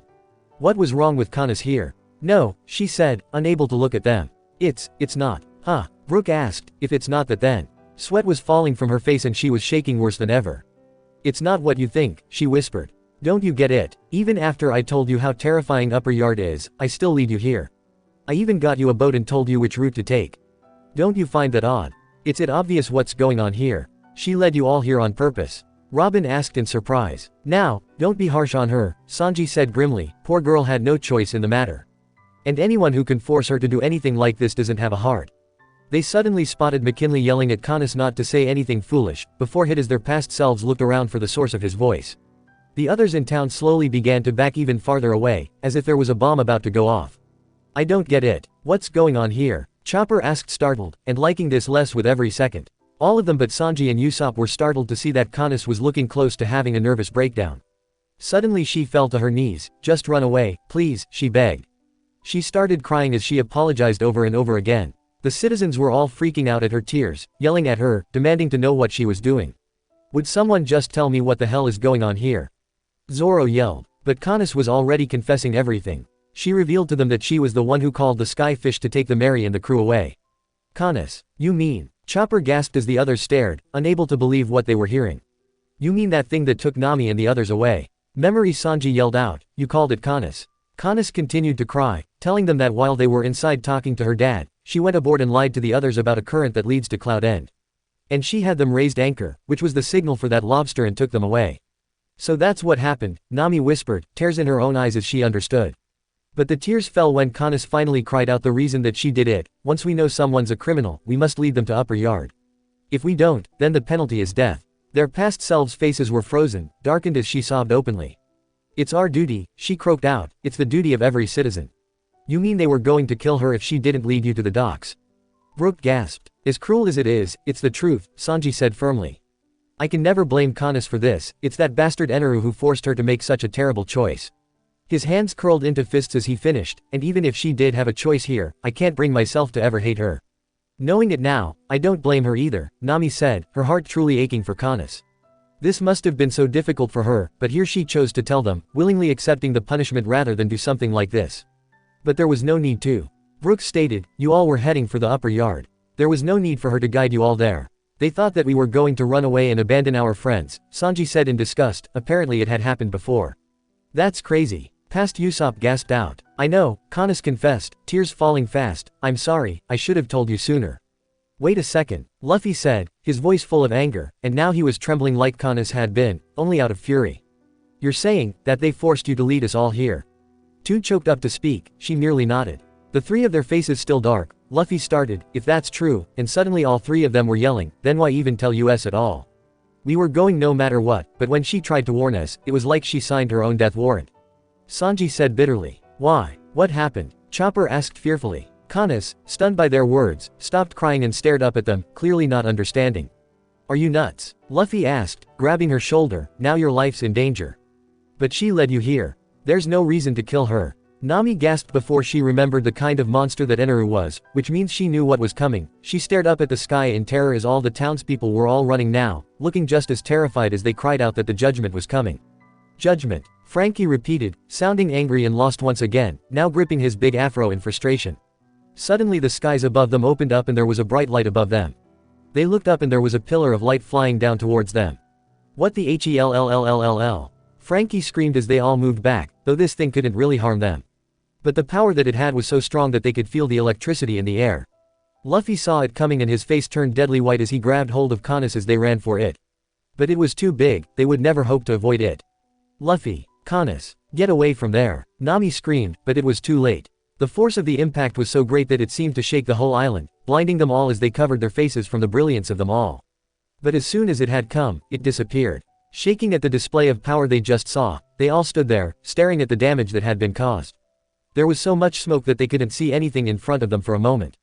Memory, Sanji and Usopp were both alive and untouched, but they were screaming in horror, calling for Luffy and Canis where there was an enormous crater there. That couldn't have been real. Brook gasped as Frankie's jaw fell open. Even those who had seen Eneru's power before were still as horrified and amazed at the raw power here. The rumble fruit, Robin answered. The power of lightning, that was the fruit that Eneru had eaten. And it's this power that let him rule over them all unchallenged for 6 years.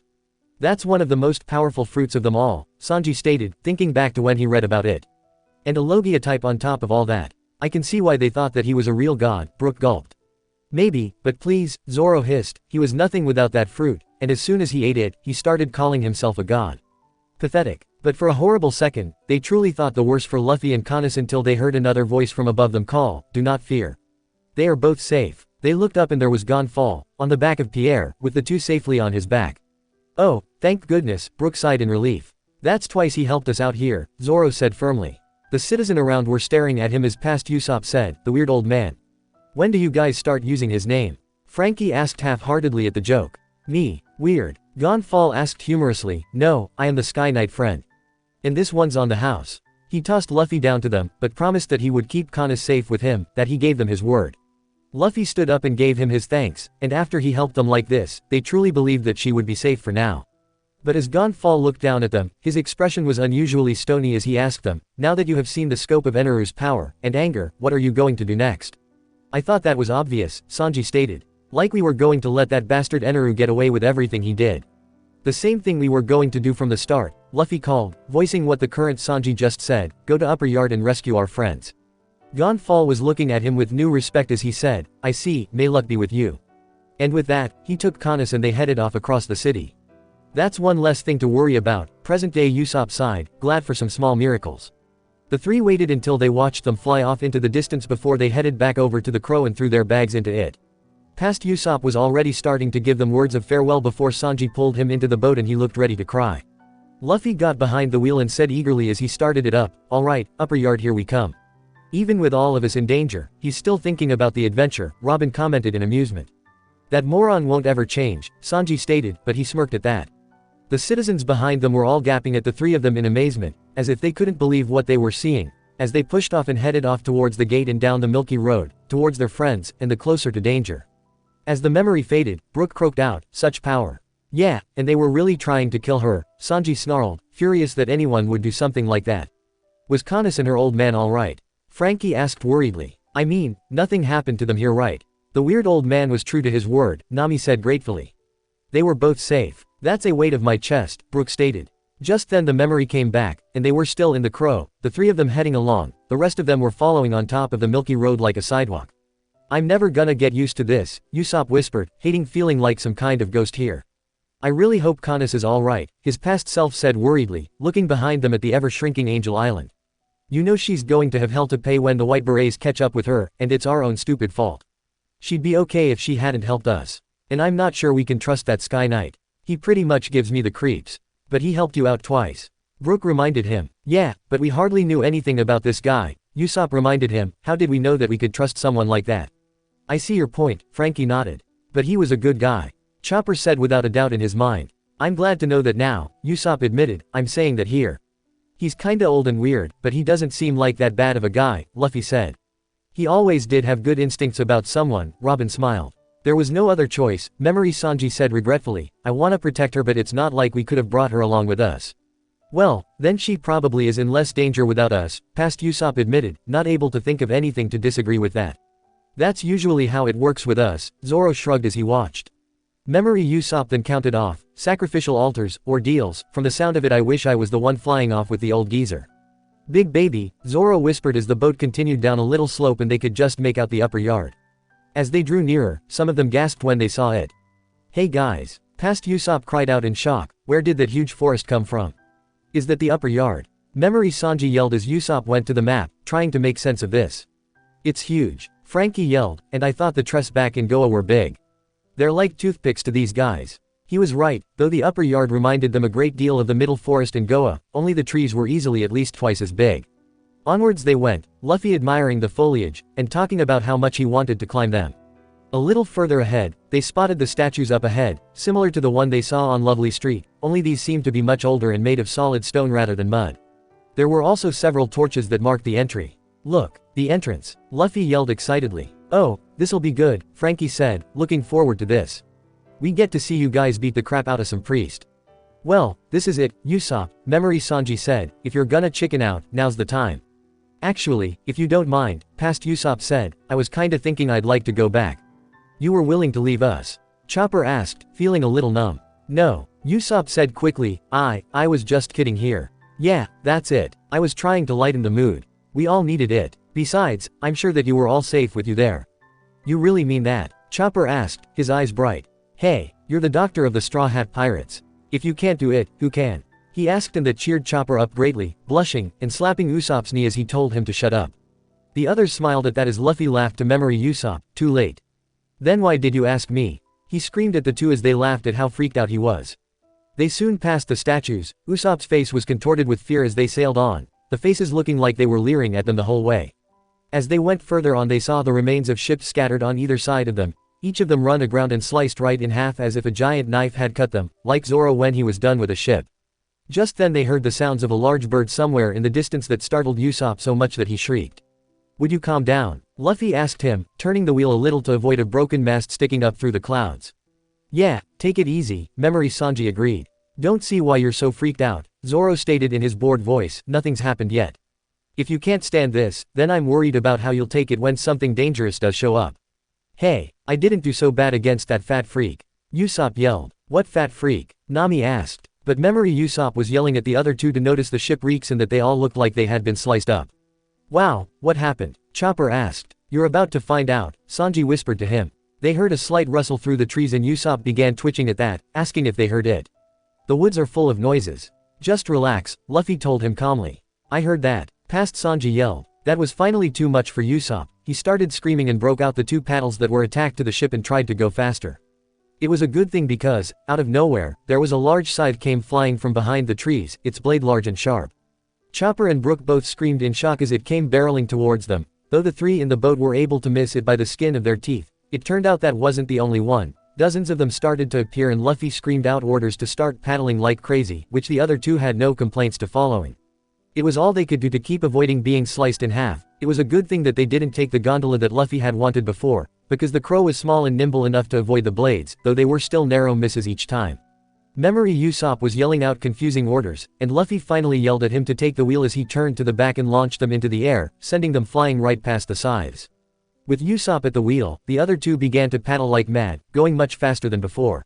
But then large wooden spears came flying at them from above. "What's with this forest?" Chopper cried out. "We were lucky we made it thought that mess alive," Usopp cried out. "You think that a so-called god would try something a little flashier than this though," Frankie stated, watching as the three in the boat did everything they could to keep the crow from being hit. In the end, Luffy was able to use his gum-gum pinwheel to hit them and bat them away until they were safely out of the way. "This is just his sick way of toying with us," Sanji sighed, who remembered feeling a little bit of letdown after seeing this. He had expected to have to fight the one who created that major blast of lightning like back at the docks. Instead they got spears and giant lamprey. And can you believe that he didn't even make to the actual ordeal yet? Sanji asked them. This was like a little introduction. "Oh, this is gonna be a rough ride I can tell," Brook said anxiously as the three were breathing hard, glad to have escaped that obstacle. But their bad luck didn't end there. They looked on to see something was glinting ahead of them through the trees. They found out what it was when as a large spinning buzzsaw came flying right towards them. "I forgot about that stupid thing," Usopp yelled, hating seeing all this and opening up all those old fears. "Please, I could have taken that thing on," Zoro yelled out, wishing that it was the stupid cook who got carried off instead of him. But no, instead of facing something interesting, he was stuck taking a stupid walk around a forest. Damn, why couldn't the cook be the one who was stuck at the altar? The buzzsaw narrowly avoided them. "It's God," Luffy cried as it flew past them. "Not yet," Past Sanji yelled, now breathing hard as Usopp screamed that it was coming right back at them and they were now struggling to stay afloat. "This is madness," Brook cried out as the blade spun in the air and like it was being drawn to them like a magnetic, it hurtled back towards them. "Wow, and I thought that I had it bad waiting at the altar by myself," Chopper whispered. "What?" Frankie asked. Chopper told them that after the lobster dumped them off at the altar, they were surrounded by shark-infested clouds. But by using a vine, Zoro and the girl swung over to land and he was stuck guarding the ship when a priest arrived to attack him. "And you had to fight him off on your own," Chopper said. Brook asked. "That's very brave." Chopper blushed once again before he confessed that he used the whistle that the Sky Knight gave him and he came to save him. Meanwhile, again and again the buzzsaw kept flying at them, trying to cut them to pieces. Usopp was freaking out, wanting to go back, but there was no point right now, there was no guarantee that they would survive it. Luckily they ended up outrunning it when it slammed into one of the trees cutting it in half. "I think we finally outran it," Memory Usopp sighed in relief before he looked behind them and groaned out miserably. "Oh, but this is bad, now it's too late to go back. I can't even see the entrance anymore." "Then stay here," Luffy offered. "Good Luffy, nice and direct," Zoro said in amusement. "I'd die you idiot," Memory Usopp screamed back at him as the others all chuckled. "You two really do fight like brothers," Robin chuckled and Usopp shrugged, unable to fight the smile coming to his own face. "When it gets right down to it, you two were practically separated at birth," Nami laughed. Memory Sanji agreed with what Usopp stated and pointed as a giant snake-like creature with row after row of razor-sharp teeth burst through the milky road and attacked. "A lamprey!" Chopper cried out as the large, round mouth headed straight for them. But Sanji was more than ready for it. He jumped up and with a single kick, it was sent flying from them. As he looked back at it anxiously, Luffy commented on that this was the neatest forest he'd ever been in. Neat forest my butt. Memory Usopp snapped, if this is our so-called ordeal, then I quit. You can't quit yet, we just got here. Luffy laughed. Besides, we haven't even reached the fun part yet, Sanji muttered darkly as his past self muttered anxiously, we've got to keep moving. We can't spend more time than necessary on this milky road, otherwise we're asking for certain death. But you're taking the idea of certain death very well, Brook said in an upbeat voice. Well, what can you do? Sanji asked as their past selves began to talk about how they were sure that the priests were all waiting for them on the island. Memory Usopp realized what Luffy was saying and cried out in horror, so you're telling me that nothing that we've gone through doesn't have anything to do with our actual ordeal? I don't know, I kinda doubt it, past Sanji said, especially considering the magnitude of that attack back at the docks. I couldn't tell you how it all works, but it's serious power, take even one hit and you're a goner. This Eneru shouldn't be taken lightly, and I have the feeling that he's watching us even now. Wouldn't surprise me, Zoro agreed darkly. In fact I'd bet my swords on it. Luffy then asked Sanji in surprise if he thought that this Eneru was hiding somewhere in time, to which Sanji agreed, stating that he had to have been close by to have been able to attack as accurately as he did. But Memory Usopp then pointed out that didn't have to be the case, if this really was a god, he could probably be watching them right now. You didn't actually believe this guy was a real god did you? Frankie asked Usopp. What was I supposed to think after seeing that attack? Usopp demanded hotly. Memory Sanji rolled his eyes at Usopp's words as he asked, yeah. And since when did you become such a devoted follower? You're not even from around here. You're missing the point completely, Usopp hissed back at him, everyone says that God is great right? I was taught to respect those with power. You don't have to mean it, it's self-preservation. Past Sanji shrugged in a bored way, letting him believe what he wanted, but also reminding him that not everything considered a god is good. But he added that they could talk more about it later when another lamprey appeared, its rows of teeth baring at them. Usopp screamed as Luffy took care of it, punching it so hard that it was slammed into a tree branch from above and it fell back behind them with a splash. I hate Sky Islands, past Usopp whispered, they're scary. I can't argue with you there, Usopp-san, Brook said softly. Wanna get out here? Memory Sanji asked almost teasingly. What kind of question is that? Usopp screamed, actually standing up and spinning around to glare at him, you want me to die? I'm allowed to be scared. Cut me some slack. The important thing is that you're still going even though you're scared out your mind. Yo-ho-ho-ho, Brook added cheerfully. Zoro didn't point out that if it was up to him, Usopp would have turned back long before now and only came with them because they forced him to. But he didn't say anything as he watched Luffy pointing ahead of them, yelling that a giant head was blocking their way. Ahead, Chopper cried in shock. It's alright, it's just a statue, Sanji told him as they all looked ahead to see the giant stone face, with its hand held up to its mouth as if keeping a secret.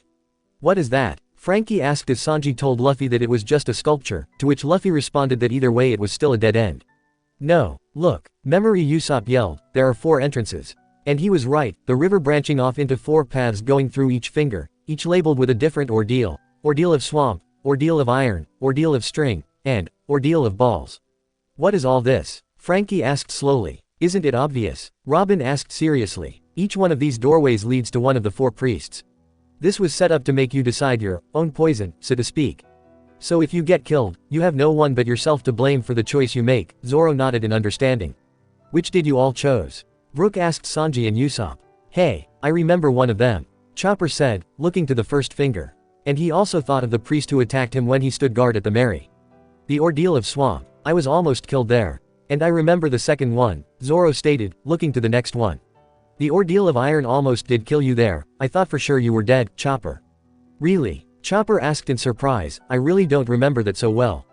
I'm not surprised, Zoro answered, remembering the horror of seeing Chopper laying there covered in blood. He thought for sure that he was. But what about the last 2?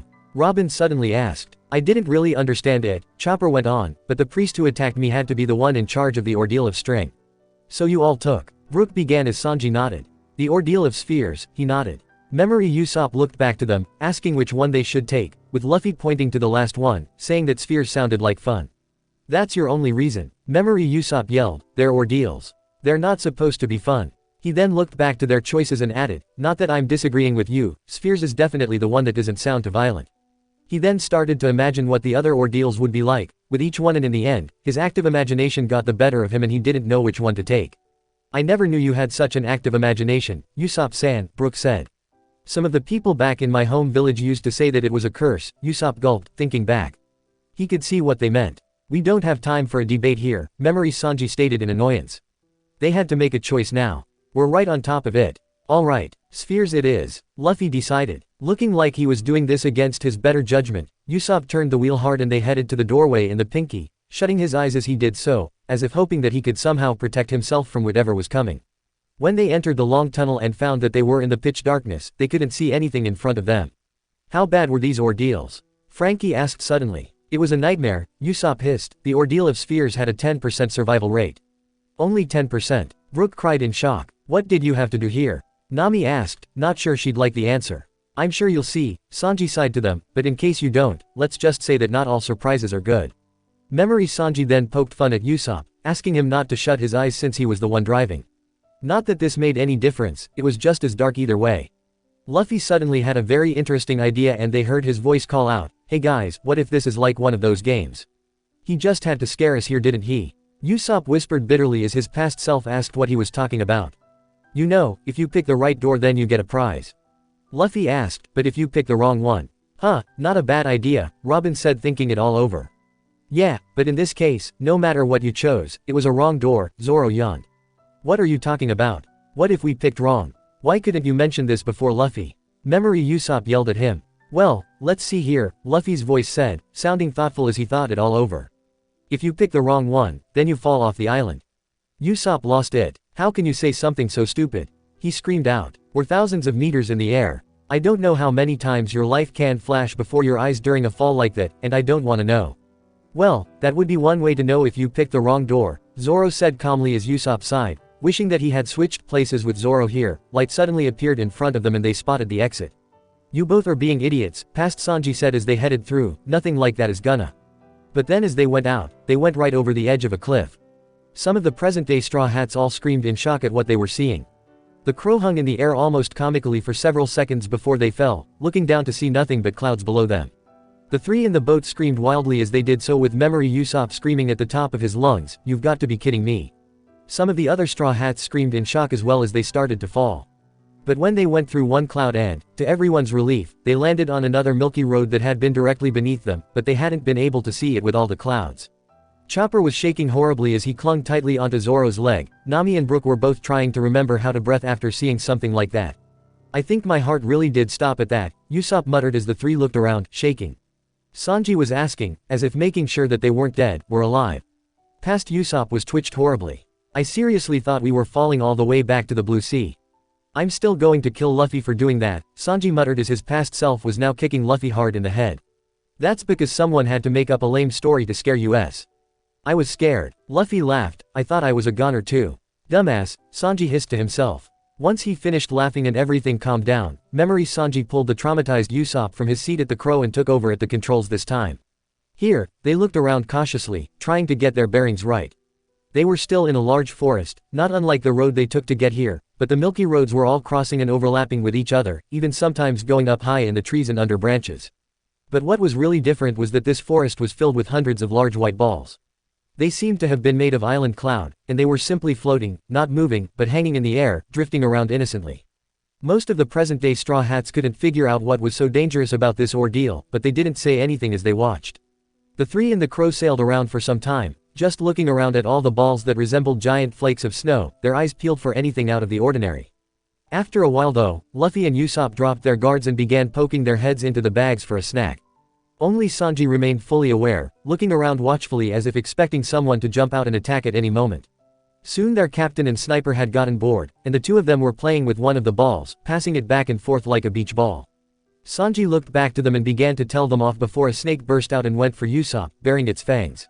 Whoa, where did that thing come from? Frankie yelled out. Didn't see that coming, Zoro said in mild surprise. A snake. Memory Sanji screamed out in shock as Luffy kicked at it, sending it flying away. But then Usopp pointed out another, snake ball, in front of them, and when Sanji tried to kick it, this time, it ended up exploding, burning them all. It blew up. Chopper gasped in horror. For crying out loud, what's with these things? Memory Usopp screamed out in fear before he broke down crying. It was obvious to them all that he had finally reached his breaking point. They then heard someone laughing. Oh, silly children. These are surprise clouds. You never know what's going to come out of them. Who's speaking? Nami called worriedly, staring around, but not seeing anyone. Luffy and the other boys were also all looking around, trying to figure out where the voice was coming from when they heard that childish laugh once again. Hesso. They all looked back and they saw him. A man, who hardly looked any different from the round cloud that he was floating on, with long, dark red hair and little wings, dressed in a white jumpsuit with a vertical line of golden rings that ran from front to back, and bright yellow sunglasses as he gave them all a stupid grin. "I'm so glad you picked my challenge, the Ordeal of Spheres," he said, bursting out laughing. His ordeal, Frankie repeated, and all the Straw Hats, Memory and Present, all had sweat drop falling as they looked at this guy. "Yeah, is that a talking dumpling?" Memory Sanji asked. "I thought that he was a cream puff," Chopper whispered. "You mean to tell me that this guy is seriously one of Eneru's priests?" Zoro asked, his eye twitching in annoyance. "How can you take a guy seriously when he looks like that?" The talking dumpling suddenly got up and began dancing and spinning around happily on the cloud as they all stared at him. "Okay, this is just sad," Nami whispered, looking ready to fall over. But Robin was frowning a little. Though this guy was clearly an idiot, they should never underestimate their opponents. That often leads to disaster. "That's the ordeal," Luffy yelled out, now sounding furiously disappointed. "Ball guy. Stop with the dancing, and tell us who you are." Memory Sanji yelled. The dumpling didn't answer at first, still doing his dance as Usopp and Luffy whispered to each other, not really seeing him as much of a threat. "You honestly had trouble with this guy. And I thought you couldn't get any more pathetic crap cook," Zoro said. "Be careful not to get overconfident, Zoro," Robin said softly as Sanji was now practically burning up at the insult. Zoro glanced at her, and remembered everything they had seen up till now. He shut his one good eye and nodded slowly in understanding. "Sorry," he whispered back as Nami told Sanji to calm down, which he did only too happily. "It's just hard to take someone seriously when they look like that." Robin nodded at that, but she had a bad feeling that because of this priest's carefree attitude and idiotic dancing, they might have underestimated his ability and had to pay for it. She seemed to have been proven right when Memory Sanji lost his temper and yelled up, "Hey! Dumpling, Nami and the others better be safe. The sacrifices," he asked happily as he continued to dance and spin around. "They'll escape, or they won't, doesn't really matter which. If they escape they'll die. If they're sacrificed, well they'll die then too. He sure doesn't beat around the bush does he?" Frankie asked lightly. "What's that mean?" Past Sanji demanded, sounding angry. "What do you think?" Zoro asked him in annoyance. "He thinks that you're all gonna die. But I would be more worried about yourselves." The dumpling went on, "You'll have to beat me if you plan on going any further. And I really don't see that happening." He laughed that annoying laugh once more as he jumped, heading right for them. Luffy was in front, looking ready to throw a punch. "Ooh," the dumpling said interested, "you're gonna stretch." "Wait, he's using it isn't he?" Nami asked knowingly. "Yeah," Sanji said sourly. Luffy looked startled that the dumpling had said that, but went for the punch anyway. The dumpling danced out of the way, missing it completely before he held his hand up to Luffy's face, and with some kind of shockwave from his hand, Luffy was sent flying.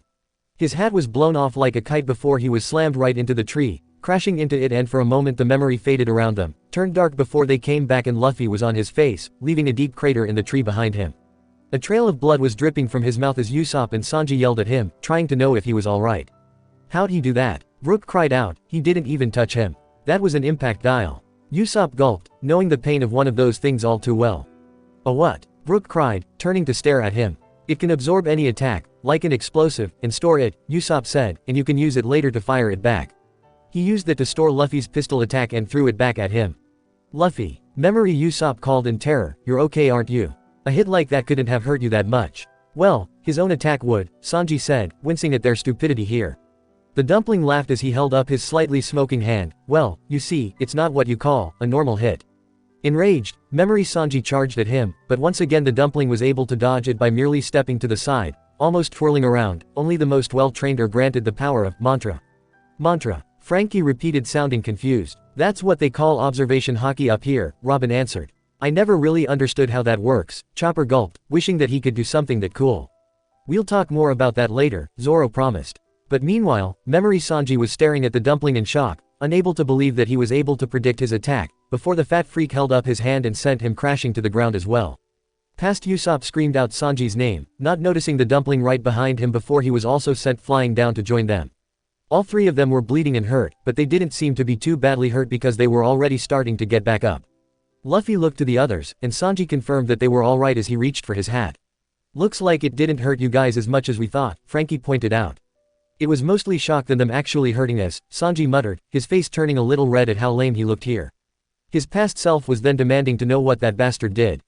"I've got no idea," Luffy confessed, wiping some of the blood from his mouth. "Who is this guy anyway?" "Wish we never found out," Usopp whispered to himself. Resuming his dance on the crow, the dumpling answered, "My name is Satori." I am one of the 4 priests of the almighty Eneru who watch over the upper yard and see to it the judgment of criminals such as yourselves.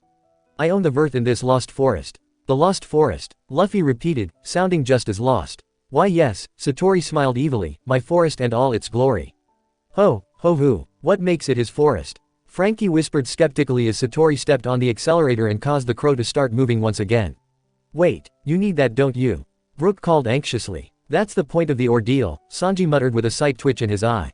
Satori went on speaking, telling them that the boat will continue going along without them until it reached the exit. If they were unable to find the boat before then, they would lose their only way to the sacrificial altar and be lost in this forest forever. That was what this trial was, to try and find the boat once again while avoiding him and his surprise clouds, which could be holding anything.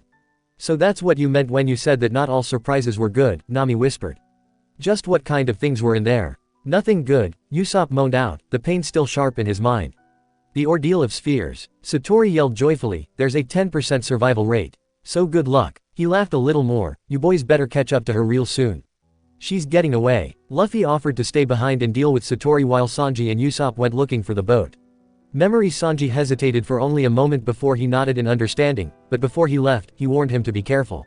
Luffy jumped up and began swinging around fighting with Satori, however with his haki, or mantra, it was impossible for Luffy to be able to make a move without him already knowing it. In the end, the fight ended quickly and Luffy's head was slammed right through a thick tree.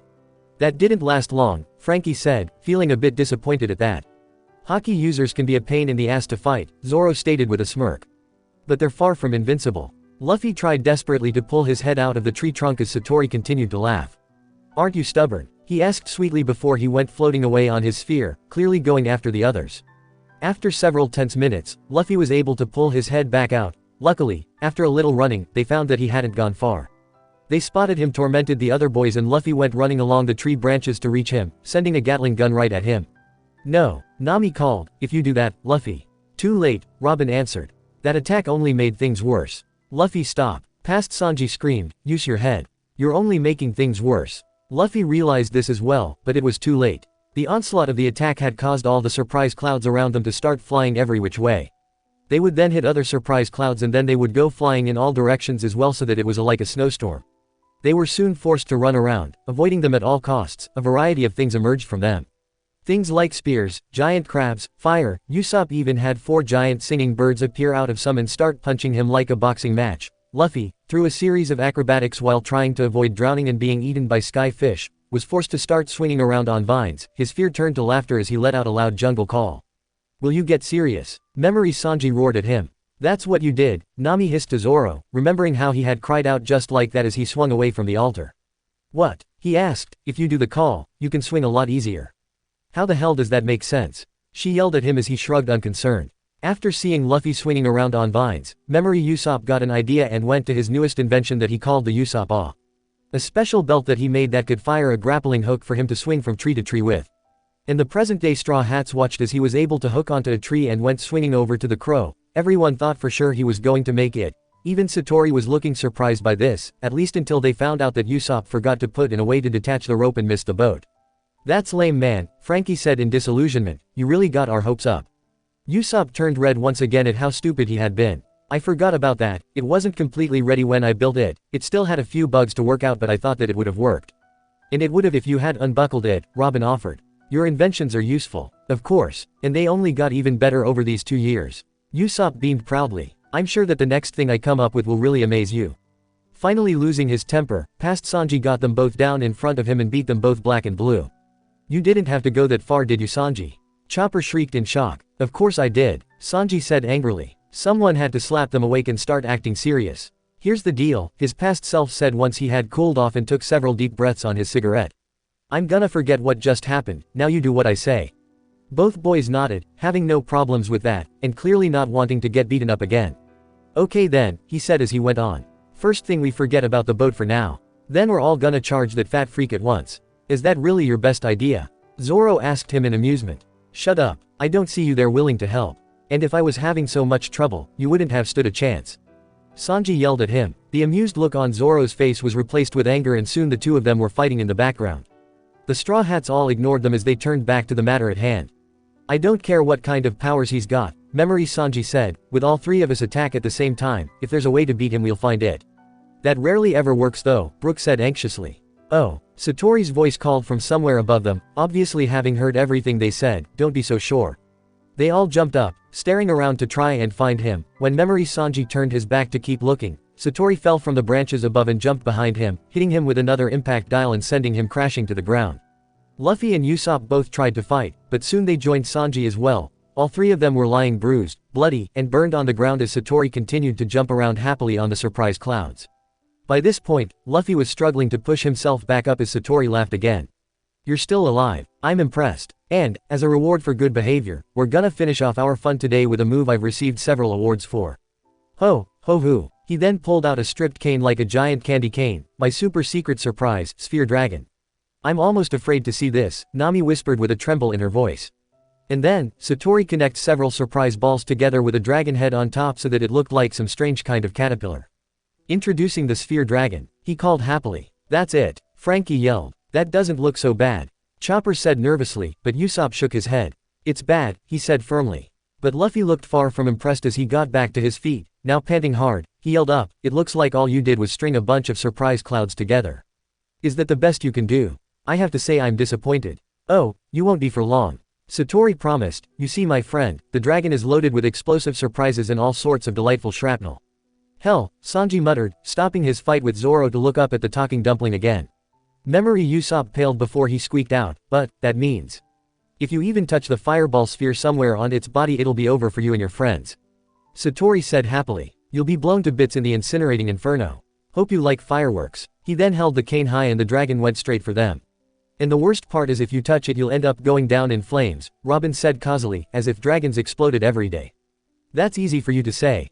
Usopp yelled. Luffy clearly didn't care if the dragon exploded or not. He was going to attack anyway, but just as the dragon went straight for him, Usopp charged in, tackling him out of the way just in time.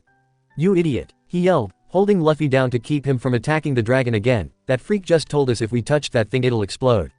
Do you want to die a fiery death? He never was good at listening, Nami stated, which is why we have to do all the work. But Luffy practically threw Usopp off him, demanding, well, how are we gonna fight it if we can't touch it? I think that's the point, Brook said worriedly. Come on you guys. Chopper cheered, you can take him. That's just it. Past Usopp yelled at him in frustration, we can't fight it. I think now is the time to run. Satori sent the dragon after them again, and they were forced to run. What do we do? Luffy yelled, jumping around wildly, the dragon head quickly catching up. I don't know, you're the captain. Past Usopp yelled before he had an idea. On 3, we jump. 3, that's it, Zoro yelled exasperatedly. But the two did jump out of the way, missing the dragon completely, but they ended up landing onto another surprise cloud. They didn't realize it at once, but once the dragon missed them they turned blue in the face before it exploded once again. That had to hurt, Frankie winced. Ho hoo. Well, you are quite the little survivors aren't you? Satori asked, still as gleeful as he had been before, and they were all growing sick of listening to this guy.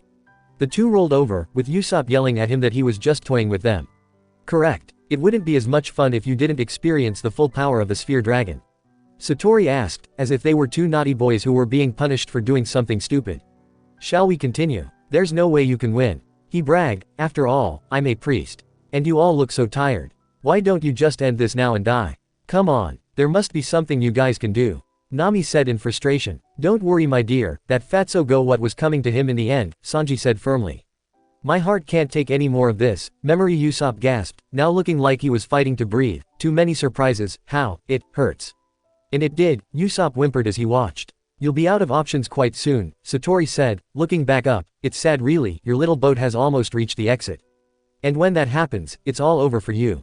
Ho hoo. No, you have to hurry, Brook cried out anxiously. You'll have nowhere to go unless you suddenly learn to fly. Satori went on just as Luffy was sitting up, you'll wander around their terribly confusing forest until you die of exhaustion.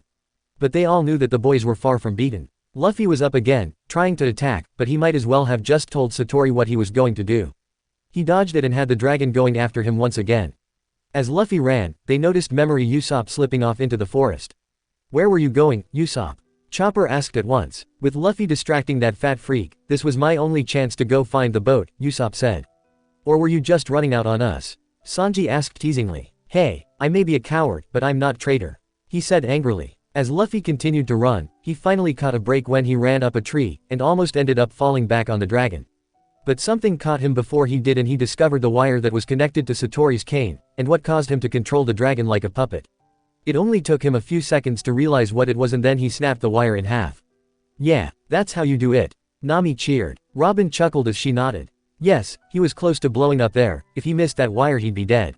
"Would it kill you to think positive for once?" Nami said, frowning heavily at her friend. Seeing the wire break, Satori gasped in horror. "You ruined my sphere dragon, you impudent little brat," he yelled, and for the first time he sounded angry. "Now you die. Get over here this instant." But as he pulled the cane, he pulled Luffy with him, who hadn't let go of the other half the rope and was pulling the dragon with him. "Oh, this is gonna be one heck of a boom," Frankie said, pulling his sunglasses back down to cover his eyes. Satori realized too late what was happening. "Let go of the dragon, fool," he screamed, but Luffy was still hurtling towards him, still pulling the dragon behind him, perhaps having instincts holding onto the other rope. Satori screamed out just as they crashed into him, and the explosion after that was enormous. A giant fireball went up around them, burning the trees as shrapnel went flying in all directions. "Wow!" Frankie yelled in amazement as some of the others had to duck and yell from the impact of the explosion. But the blow was quick, filled with smoke. They looked up to see the giant mushroom-shaped cloud above them, and in front of them, some of them gasped. There was a giant black crater in the ground, blowing parts of trees away, the ground completely burnt to a crisp. It was smoking and filled with things like swords, arrows, spears. "It's like a freaking battle happened here," Usopp yelled out. He remembered hearing the boom as he looked from the trees to try and get a view of the land around them. "Cool," Frankie whispered. "It was not," Usopp yelled. "Where's Luffy?" Chopper cried worriedly, staring around him, but not finding any trace of Luffy or that priest. "I don't know, but he's still around," Robin answered, pointing up to see Satori was there on another surprise cloud as he gasped for breath and severely burned. "I guess all that blubber protected him," Zoro stated, sounding disappointed. "That was close," Satori wheezed. "That maniac must have had a death wish." "This isn't good," he looked at the damage and added to himself, "I've got to intensify my training. I can't let a weakling like him get the upper hand in a fight. Not even for a second. That might block me from using my mantra." "Block it," Nami whispered, not understanding for a moment. "You got to hand it to Luffy, though it was an accident, it really did a lot of damage," Frankie said with a little laugh. "Well, you're going to love this next part then," Sanji stated with a smirk. "You're right," Luffy's voice said, and Satori was looking around anxiously. "That was close." "Where is he?" Chopper said, glad to hear his captain's voice again, but unsure to where he is. "Right there," Robin smiled. She was right, Luffy was clinging to Satori's back, also burnt and injured. "It's you. How are you still alive?" Satori said, finally noticing where he was, and seemed stunned that he hadn't noticed it before. Zoro nodded, getting what happened in the battle. Due to the explosion, Satori temporarily lost control of his haki, and failed to see Luffy clinging to his back until right now. He had been taught by Mihawk to never drop your guard or lose your concentration no matter what, or that can happen. He made a mental note to learn from this guy's mistakes. Then suddenly Satori was trying to throw Luffy off desperately, trying to get rid of him and screaming out, "Get off me. You horrible little man, I'll get you for this. Let go of me right now." I said let go. After all the trouble that we had to go through to catch him. "I don't think so," Sanji said firmly. "Do not let him go, Luffy," called a familiar voice. In memory, Sanji was sitting on top of a dud of a surprise cloud that had a flower sticking out of it. Satori looked up in horror. "You too?" "Hey Sanji," Luffy said, pushing Satori's head down so that he could see him. "Where have you been?" "Once again, useless," Zoro stated. "What was that moss head?" Sanji growled at him. "Come on," he said, "after this you were out cold when Eneru attacked you." "What good were you then?" "Eneru attacked you, Sanji-san," Brook asked at once. "Oh, like you were any good yourself." Sanji snapped. "More useful than you were," Zoro said firmly. Thankfully memory Sanji was screaming at Luffy, and it distracted them from another fight. "I was out cold on the forest floor," he screamed. "Where else would I have been, you idiot?" "You didn't have to yell like that," Chopper pointed out. "I had a lot of stress here," Sanji answered as his past self calmed down almost at once as he said, "But that's beside the point." He lit a cigarette and turned his attention back to Satori. "The point is you keep saying challenge this, and challenge that, which normally wouldn't interest me. However, there are two helpless ladies who are waiting for me to come to their rescue, and I refuse to let them down. So I'm proposing this, and I think you'll like it," past Sanji said as he looked up, his face dark as finished, ordeal, of love. "That sounds so lame," Zoro said. But Satori freaked out and tried to escape, but Luffy stretched out his arms and legs and wrapped them around him to keep him from moving anywhere. Satori realized that he was trapped and began to scream out that they had no honor gaining up 2 against 1. Funny, he didn't seem to have any problems with them before, Frankie pointed out. That was before he realized that he was screwed, Sanji smirked. "We have no honor," memory Sanji repeated in disgust. "You creeps kidnapped our friends and tried to murder a beautiful young angel. And you accuse us of not having any honor. Yes, now hurry and take him out. Brook said, though he sounded a little cold, he couldn't forget what they tried to do to his crew and to Kanis for trying to protect them. Luffy smirked as he added to Satori, I've been thinking, it's pretty amazing you're able to predict our movements. But what good is that? When you can't do anything to avoid them. Nothing at all, Zoro smirked. He was going to enjoy this. Satori turned blue in the face and began to thrash around more desperately than ever. He screamed out that they release him at once.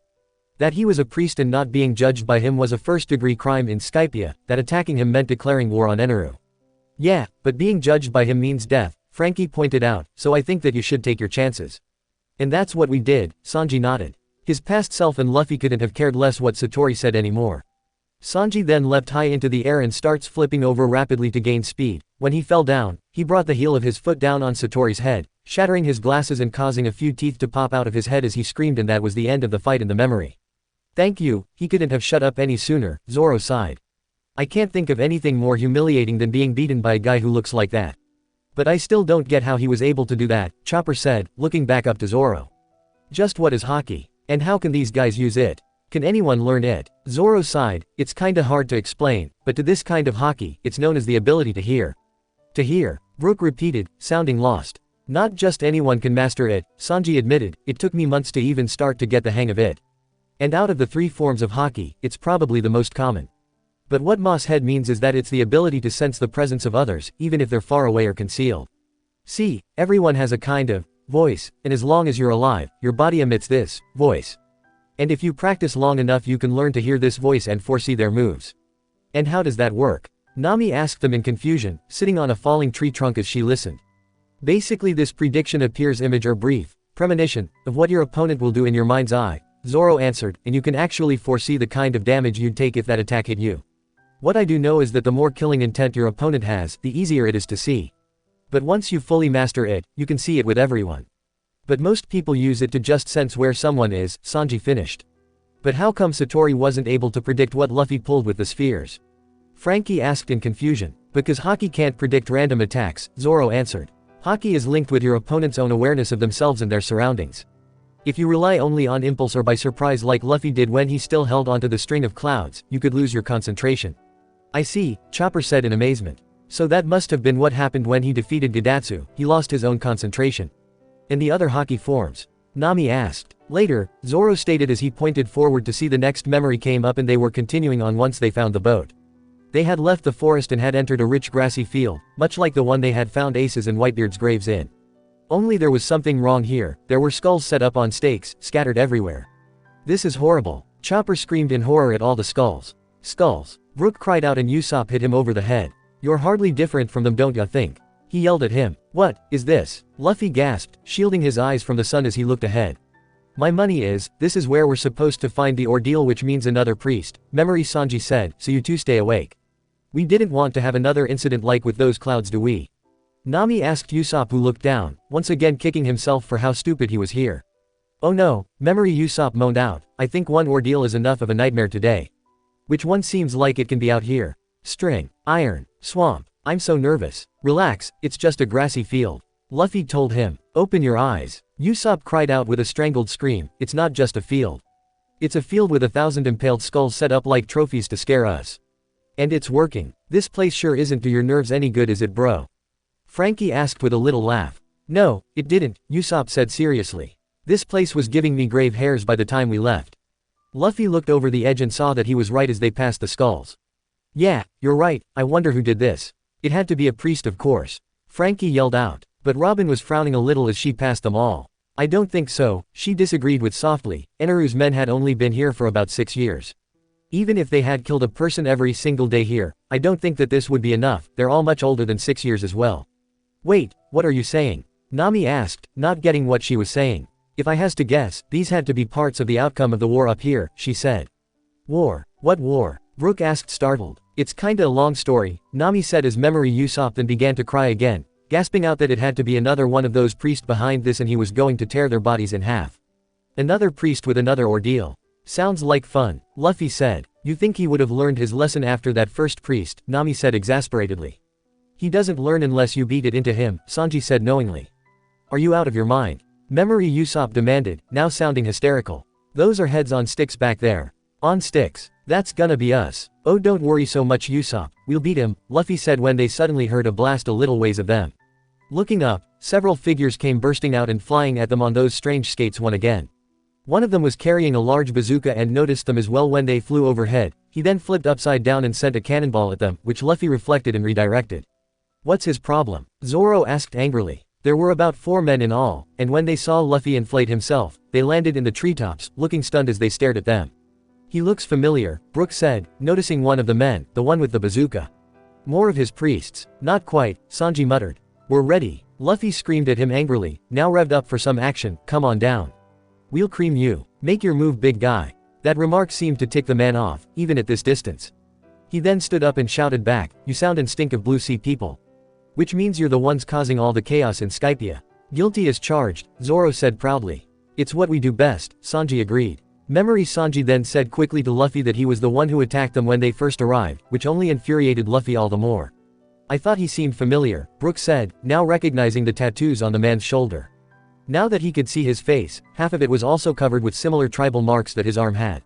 He was also smoking a cigarillo when he glared down at them with cold eyes. Memory Usopp screamed in fear, cowering in his seat as he cried out to just hurry up and blow them up to get it over with. Facing death with grace and dignity as always, Sanji teased. If you don't want to die, then go back to your Blue Sea immediately. The man yelled, because I promise if you do anything stupid on this island, we'll execute you with Eneru. They were all startled to hear that he wanted to kill this so-called god. Sanji stated that these guys weren't like the Skypians who didn't seem to have the nerve to stand up to him, but Usopp was now begging Luffy that if they weren't Eneru's priest there was no reason to fight them and that they should just sail on. But Luffy was too angry to listen, clearly wanting to go over there to fight him, but Usopp had to jump on him, keeping him down. But then the 4 of them disappeared, no longer interested in staying. Memory Usopp laid back as Luffy stared after them. I wonder why they're up here, he said softly. I'm not sure, past Sanji said seriously, must be pretty serious. But they seem to be enemies of Eneru as well as us. You know, Usopp whimpered softly, I really do hate this place. Why did they want to kill Eneru? Brook asked in confusion with the images fading around them. And a war. There's been a war going on here. Deciding that now is probably as good a time as any, Nami explained that the upper yard was once the missing part of Jaya that was sent up in the sky 400 years ago by the knock upstream.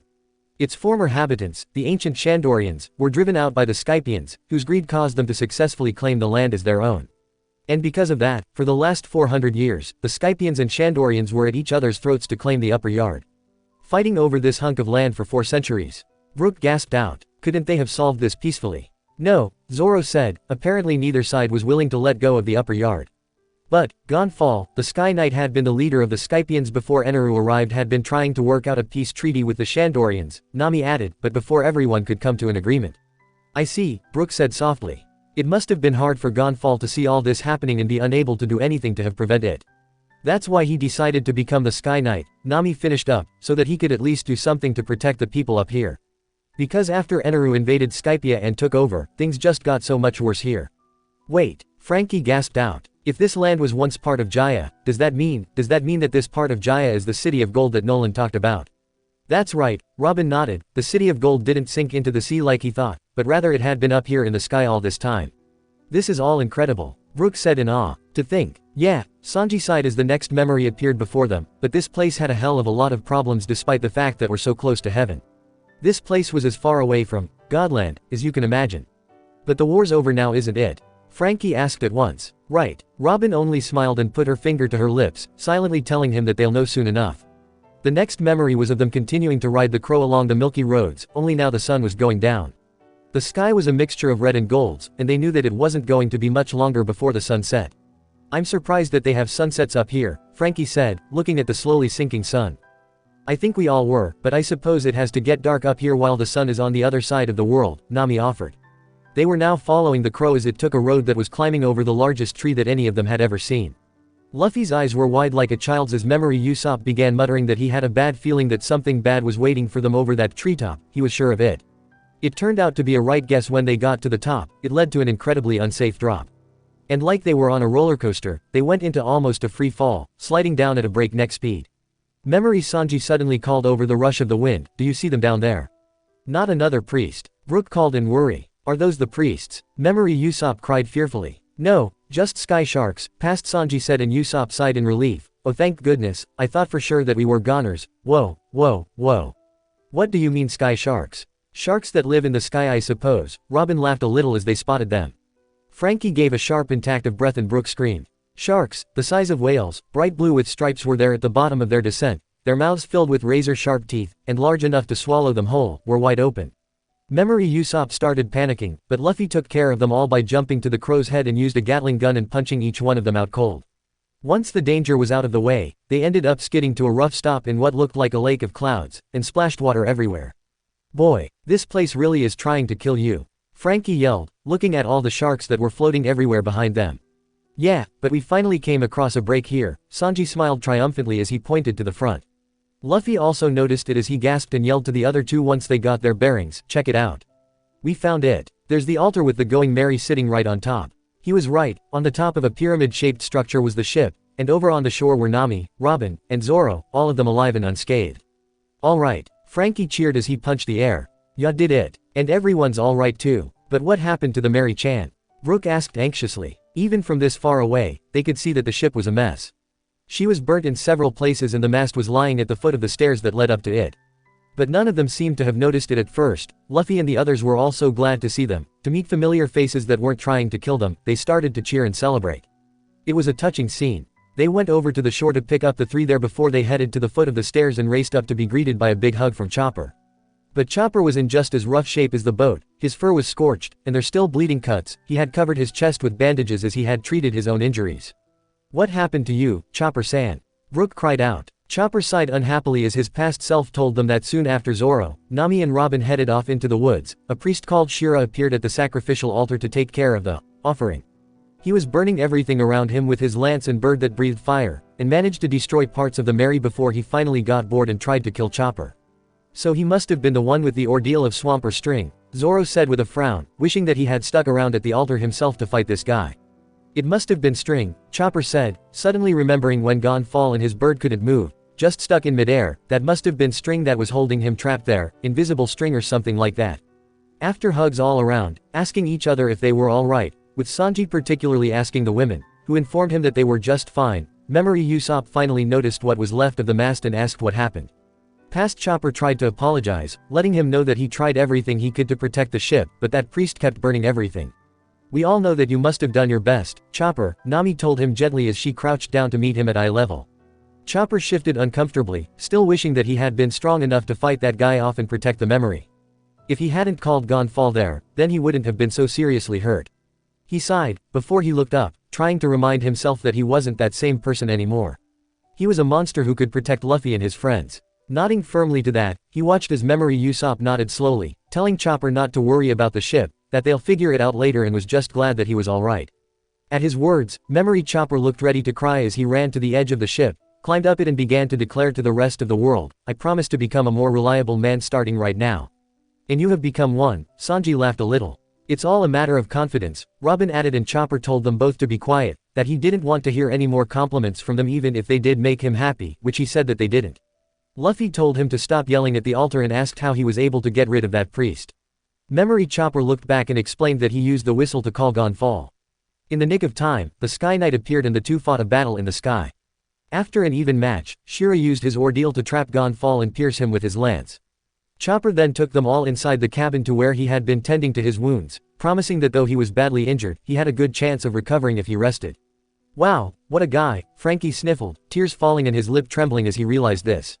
He risked his life so much to do what he thought was right, what a guy. We owe him 3 times now, Zoro said as Luffy crouched down at Gon Fall's bedside and said softly, he was willing to sacrifice this much for us, even though he gave us that whistle for free. That only makes it all the more heroic. Frankie sobbed out dramatically. If it wasn't for the Sky Knight, you guys probably wouldn't have a ship and I'd for sure be dead, Chopper said softly. I've got a bunch of questions for him, Memory Sanji stated, but his serious tone had respect and gratitude in. But I guess I'll wait until he wakes up, he finished before he glanced to Pierre and added a thanks to him as well. They soon decided to move to land and make camp there for the night, with Usopp explaining to Luffy in annoyance that if they were attacked, their ship would be the first to take a beating and they couldn't risk her suffering any more damage than she had so far. After they watched them take the crow over to shore, they got their camp set up. It was strange how casual everyone was acting after everything that had happened today. Luffy complained about being hungry and hauled one of the sky sharks out of the water so that Sanji could roast it over the fire for him. They set up the tents and Chopper made some medicine for Luffy, Sanji, Usopp and Gon Fall, before passing some medicinal herbs to Robin and Sanji, asking them to grind it up for him for the old man. None of them said much as Memory Usopp set up a chalkboard and turned to the others, getting their attention.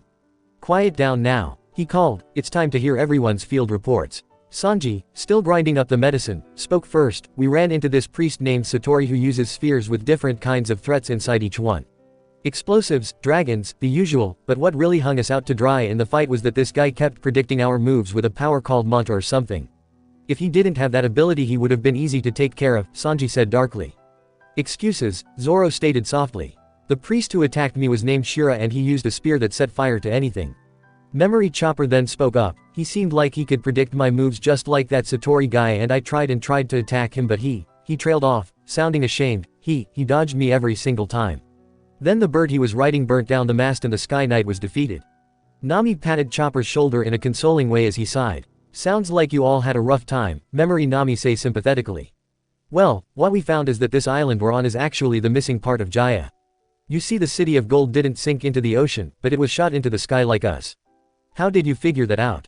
Brooke suddenly asked her. When we went looking around the island, we found the other half to Cricket's house here, Nami answered. Wait, the other half? Frankie yelled in shock. It's not important, Zoro said as their past selves were letting the news sink in them all. Memory Usopp called victoriously after he finished writing it all down on the board. Excellent work, he cried to them all. Now, based on your reports, we learned that the priests can predict our movements with a power they like to call mantra. And the bird blows flames and the spear burns you. But most importantly we learned this. He jabbed at the board with a stick at the notes. The city of gold is not 1,000 leagues under the sea like we thought, but is hidden somewhere on this very island. Wow, after all the trouble we went through to get here, who would have imagined that it'd be the city of gold? Nami whispered to herself. Did you guys find a lot of gold?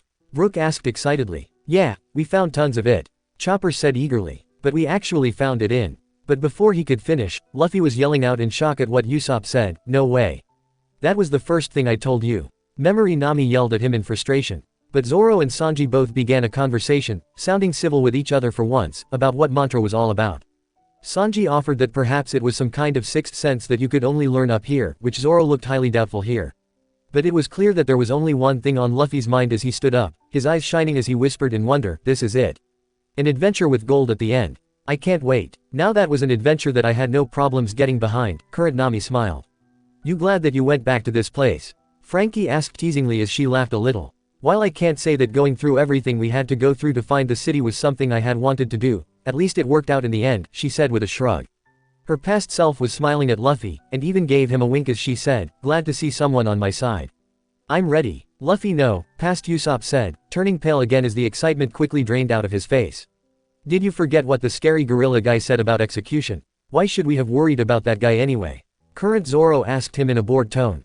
God will be really mad, Chopper said nervously. Good, present-day Sanji nodded smugly. Anything that made that wannabe god miserable was good in his book. Past Robin giggled to herself. Sounds like fun, she said, sounding excited for the chance to look at this ancient city with her own eyes. What is wrong with you people? Current Usopp whispered. How could anyone think that going through all this be fun? Well, we wouldn't be very good pirates if we turned our backs on gold, past Sanji reasoned with a smirk, so let's not. You would have been a disgrace to all pirates if you did that, Frankie nodded with a laugh. I mean, who in their right mind would think of walking out on a chance to see a city made of gold? Won't be easy, past Zoro added with an evil grin, you know everyone up here already hates us. Which means I'm in. Yeah, and this way, when we did get our hands on it, it's not like we'd have a guilty conscience would we? Current Zoro added, nodding with what his past self said. Come on, Memory Usopp said tearfully, aren't you even a little frightened by the wrath of God? I mean, I wanna live don't you? But they were all smiling, each one of them had clearly made up their minds about what they were going to do, and Luffy only confirmed it as he stood up tall, laughing his head off as he declared, gold. And it's all waiting for us. The memory then faded as the present-day Straw Hats all looked among themselves. Truly something worth seeing, Brooke said in wonder. A city of gold. I cannot wait. This just gets more and more exciting with every memory. It really was a sight to see, Robin agreed. Even without the gold, it was still a gorgeous place to see, a city worthy of being called the Golden City. In the next memory, all the Straw Hats were gathered around the fire, enjoying some stew from a large cooking pot that Sanji obviously prepared for them all, and Memory Nami had her glasses on as she was speaking to them all. Anyway, let's review Nolan's logbook. He discovered the city of gold 400 years ago. However, after leaving the island and returning with his king, he discovered that the gold ruins had vanished. Luckily we now know what happened to these ruins. And Noland was telling the truth all that time. Frankie said firmly. I knew it. You guys gotta tell that Cricket this. Don't worry, I think he got the message, Nami told him with a little smile. However, before past Nami went on, there was a loud clanging noise. Apparently Sanji had hit Luffy over the head with the pot's lid for something again. Getting ticked off, past Nami was telling him off before he retorted something about Luffy's manners. Looking annoyed at the boys, past Nami turned back to the others and started to talk about how it had to have been the knock upstream that brought this place to the sky. That I can believe, Frankie said, thinking of that giant pillar of water they rode on the way up here. He really couldn't see any other way they could have gotten here. Not without some kind of miracle anyway. Do you really think a whole island could have done that? Memory Chopper asked her as he passed several bowls to the others. Well, it's the only thing that makes sense, past Nami answered. Remember, Cricket said whenever this phenomenon occurs it's in a different location. Yeah, and if a particularly powerful knock upstream had burst right beneath Jaya, I suppose that it wouldn't be hard to imagine it, Robin agreed as she nodded in thought. Memory Usopp agreed with them all, stating how enormous the explosion was and he wasn't surprised that it lifted up part of an island. Memory Zoro looked up at the trees, muttering that he found it hard to believe that this giant forest was the same one they saw back on Jaya. Past Robin agreed, but also stated that there must have been something special about the environment here in the clouds that dramatically increased growth rate, just looking at the trees and animals they had seen. Memory Chopper added that it had been a large flock of south birds who saved him and gone fall, and they were at least 10 times bigger than the ones they saw on Jaya. At those words, Sanji then asked Chopper why those birds saved them, and the little reindeer confessed that he wasn't sure about that, but he did say that when he woke up and saw them there, they referred to the Sky Knight as God. They stared at him. He's God. Luffy screamed out, food actually falling from his mouth as he pointed wildly over his shoulder at the sleeping knight. So if we beat the crud out of this guy then our job here is done. Where'd he come up with that? Nami demanded. Well, all we heard was that God was the one behind all the suffering here, Zoro offered as Memory Usopp began yelling at Luffy, before Nami brought them back to the matter at hand, asking if any of them remembered what Noland wrote about in his log about the City of Gold. The last thing he wrote in his log before he died is something odd. Memory Robin answered, it's something I still can't figure out, even after seeing this island. It said that the City of Gold was in the skull's right eye. That's it, past Nami declared before she went to the two maps with her. But what does that mean? Frankie asked in bewilderment, but Memory Nami was pulling out two maps and was spreading them out in front of her. I matched up Robin's map of Jaya, along with the old Skypia map that we found in the shipwreck, she said, carefully folding one of the maps and putting them together like a puzzle.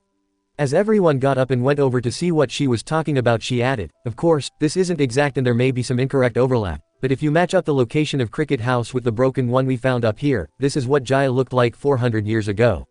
And as Frankie and Brook towered over the memory selves to get a good look at the map, they realized what it was that she was talking about. Neat, Luffy said beaming, it's a skull. It is a skull, Memory Chopper chirped. Ow, wait-a go sis, Frankie yelled, giving her the thumbs up. She laughed proudly, her hand behind her head as she said, well, it was just a hunch, and I remembered seeing the two halves of Cricket's house and I decided to give it a chance. And boy did it pay off. And according to this we aren't that far away from there the city is supposed to be. Brooke added happily. Yes, only a few miles, Robin agreed. The memory straw hats had a bright shine in their eyes and they were already starting to celebrate until Usopp asked exactly where in the skull's right eye they were supposed to look. Memory Nami figured that out as well as she pointed to a small monument in the center of the eye. It's the one structure that's actually inside the eye, she explained. And no one's found it yet because of all the people who've tried, we're the ones with both maps. They were all getting excited, some of them looked like they were ready to go off into the forest now for it. But Nami came up with the game plan. Since they couldn't leave the ship unguarded, it was decided that in morning they would break the crew into two groups. And hopefully by this time tomorrow they would have more gold than they ever dreamed as well as finally leave this island behind. The present-day Straw Hats watched them finish their meal and talk excitedly about their plans, each sounding as crazy as the next, but past Nami was promising them that they would think of something after they fixed the ship and got her off the altar. It was funny to watch as some of the boys were starting to get into an argument with Nami about having a big bonfire or to put it out. The boys were all for the idea, but Nami was getting angry, reminding them of the danger that they were all in and that the forest didn't need any help in killing them. But as they argued, they had some more unexpected visitors. A large pack of cloud wolves appeared. After a few harsh words exchanged, and Nami ended up clobbering the leader of the pack, they seemed to have developed a grudging respect. And no one was able to see how it happened, but to their amazement, it ended up becoming a party. The Straw Hats and the Cloud Wolves were all dancing, singing and laughing around the fire, the festival of the eve of the gold hunt. And they were all laughing at the scene. Frankie, Brook, Usopp, and Chopper had joined the dance around the fire with the past versions of them all, and were really disappointed when the memory faded around them. "It's over," Frankie asked in huge disappointment. "Damn, and that was the best part. That was a great night," Nami laughed a little nostalgically. "I think we party enough, don't you?" Usopp asked him. "Nonsense. You can never party too much." Frankie laughed as the next memory was of a hazy morning and they were standing at the foot of the stair of the altar. Memory Usopp was pointing wildly to the ship, yelling to the others and practically crying, "It's true. I wasn't dreaming. Someone was here last night." They glanced up in time to see that the Mary had been repaired. They climbed the stairs to see that the ship was now full of mismatched patches. But the mast was put back where it was before and the sides were fixed with extra boards. Even the flying gear had also been taken off her, so she looked as she always been. Frowning a little, Frankie went over to the front of the ship so that he could get a good look at her, having a bad feeling about this. "I knew it." Memory Usopp yelled out, "See guys, I told you I wasn't insane." He was then crying as if he was relieved to know that as well, just as Nami put her hand on the mast, looking pleased, and unable to believe it. "Hey, now that's service. I'll say." Robin chuckled a little. "Can you imagine what a chore it would have been just to stay something this heavy upright?" "Wait, you mean that none of you repaired the ship?" Brook asked in surprise. Usopp lowered his head, unable to look at him as Chopper said, "No, it was like this when we woke up." "But who repaired it for you?" Brook asked, now completely baffled as Memory Sanji said, "I hate to say it, but they did a lousy job." "You ingrate." Current Usopp yelled at their own cook. "After all that, you go and complain." Just making a statement, he answered softly as Luffy laughed happily that whoever did sure was nice. Memory Usopp was now pacing the deck, saying that he knew that he saw someone here last night. "Who?" Brook asked, not understanding. "Well, for a long time I didn't know," Usopp admitted. "It was really foggy, but for some reason he couldn't go on. Just thinking about the Mary, and how she had actually gained a life of its own, giving up everything for them, was more painful than anything else he could think of." Thankfully, Memory Zoro was speaking again, asking how he couldn't see how anyone would want to help them. As far as he knew, the only other people up here with them were their enemies, so why would any of them want to risk crossing a river of sky sharks to fix their ship? As Memory Chopper swung happily from rope, called to Usopp, asking who he thought he saw, though Usopp couldn't think of an answer to that. But for Nami, the curiosity had worn off and she told them that it didn't matter anymore and that they still had a lot of work to do. As they started to get to work, they heard Memory Usopp whisper to the ship, "How could he have possibly known? Come on Mary, just tell me who I saw." "It was certainly kind whoever it was to fix up the Mary-chan," Brook said kindly. "Doesn't matter," Frankie said, and for the first time, he sounded surprisingly bitter. They all looked at him in surprise as Memory Usopp and Chopper headed back down the stairs to the crow to try and figure out a way to get the ship off the altar. "Look," Frankie said sourly from the front. They joined him and he pointed gloomily to the hull of the boat. "See this?" he asked. "I didn't really pay much attention to it at first, but this is the damage that Bellamy Loser dealt it when he broke her in half like that. The keel's completely split down the middle. To be honest, I'm impressed that you were able to get her up the knock upstream with her in this condition." "Wait," Chopper gasped out, "you mean the Mary's already unrepairable?" Frankie sighed grimly and that was all the answer that they need.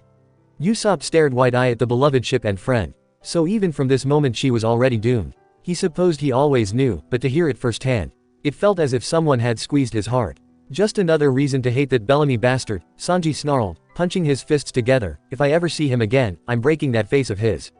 Mary," Chopper cried out miserably. But as he rubbed the tears from his eyes, Memory Usopp and Chopper were in the crow and now making their way around the altar. In the end, Usopp came up with an idea. Using his Usopp Awe, he was able to hook it around the Mary's bow and tried to pull it off themselves. However, the crow just didn't have enough strength for something like this. But Usopp soon came up with another way. "Are you using Chopper as bait?" Frankie asked with a deadpan expression as Usopp hung Chopper to a large pole like a fishing line and tried to tempt a sky shark to eat him. "I forgot about that." Chopper screamed furiously, his sadness over the Mary forgotten for the moment.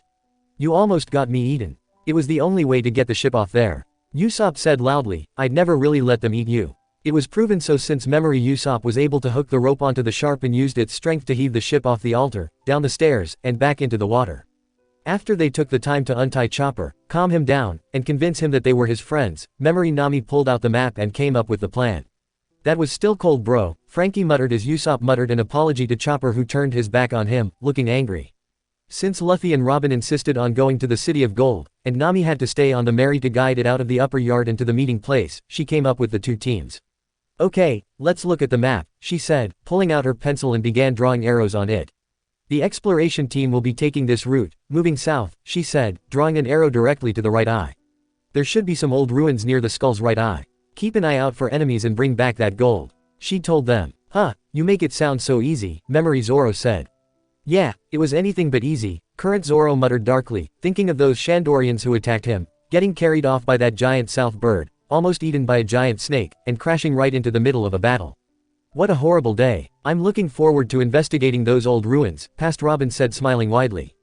Hold on, Luffy said, looking to Nami, you're the one who keeps talking about gold and more gold but you're not coming. Well, of course not, she said, it's way too scary. Oh, and that makes it all better. Current Zoro asked in aggravation. Shut up, Moss Head. Sanji snapped at him, Nami Swan has every reason to be afraid. Memory Nami seemed to notice the look on Chopper's face and gave him a dark look, asking if he said anything, and he shook his head hurriedly as she went back to the map. We'll be in danger too, you know, she added, we'll be taking the Mary down river through the island. Then, we head for the beach near the ruins as fast as possible. She drew the arrows so that even a child could understand them. We'll meet up here, she finished, pointing to a spot near the right eye, and then we can escape this stupid Sky Island. She sighed happily as she thought about it, muttering dreamily, at long last we'll be a rich and powerful pirate crew. Able to buy anything. Yeah, what are we waiting for? Let's get this party started. Frankie yelled happily. The groups were divided with Luffy, Zoro, Chopper, and Robin in the group going to get the gold, while Nami, Usopp and Sanji were to stay on the Mary with Gonfall and Pierre and hopefully meet up with them. Okay, Past Zoro said agreeably as they all picked up their bags after Sanji packed them all box lunches, we'll all meet safely on the East Coast. Nami sighed as she watched them attach the crow to the back of the Mary so that they would be able to travel along the Milky Road. Why couldn't anything they do be as simple as it sounds and go as planned? But she put it out of her mind, knowing that there was no sense in worrying about it now. The Mary stopped by the south shore, where the four of them jumped to land. They hung around long enough to wave the Mary off before they turned and went their separate ways for the day.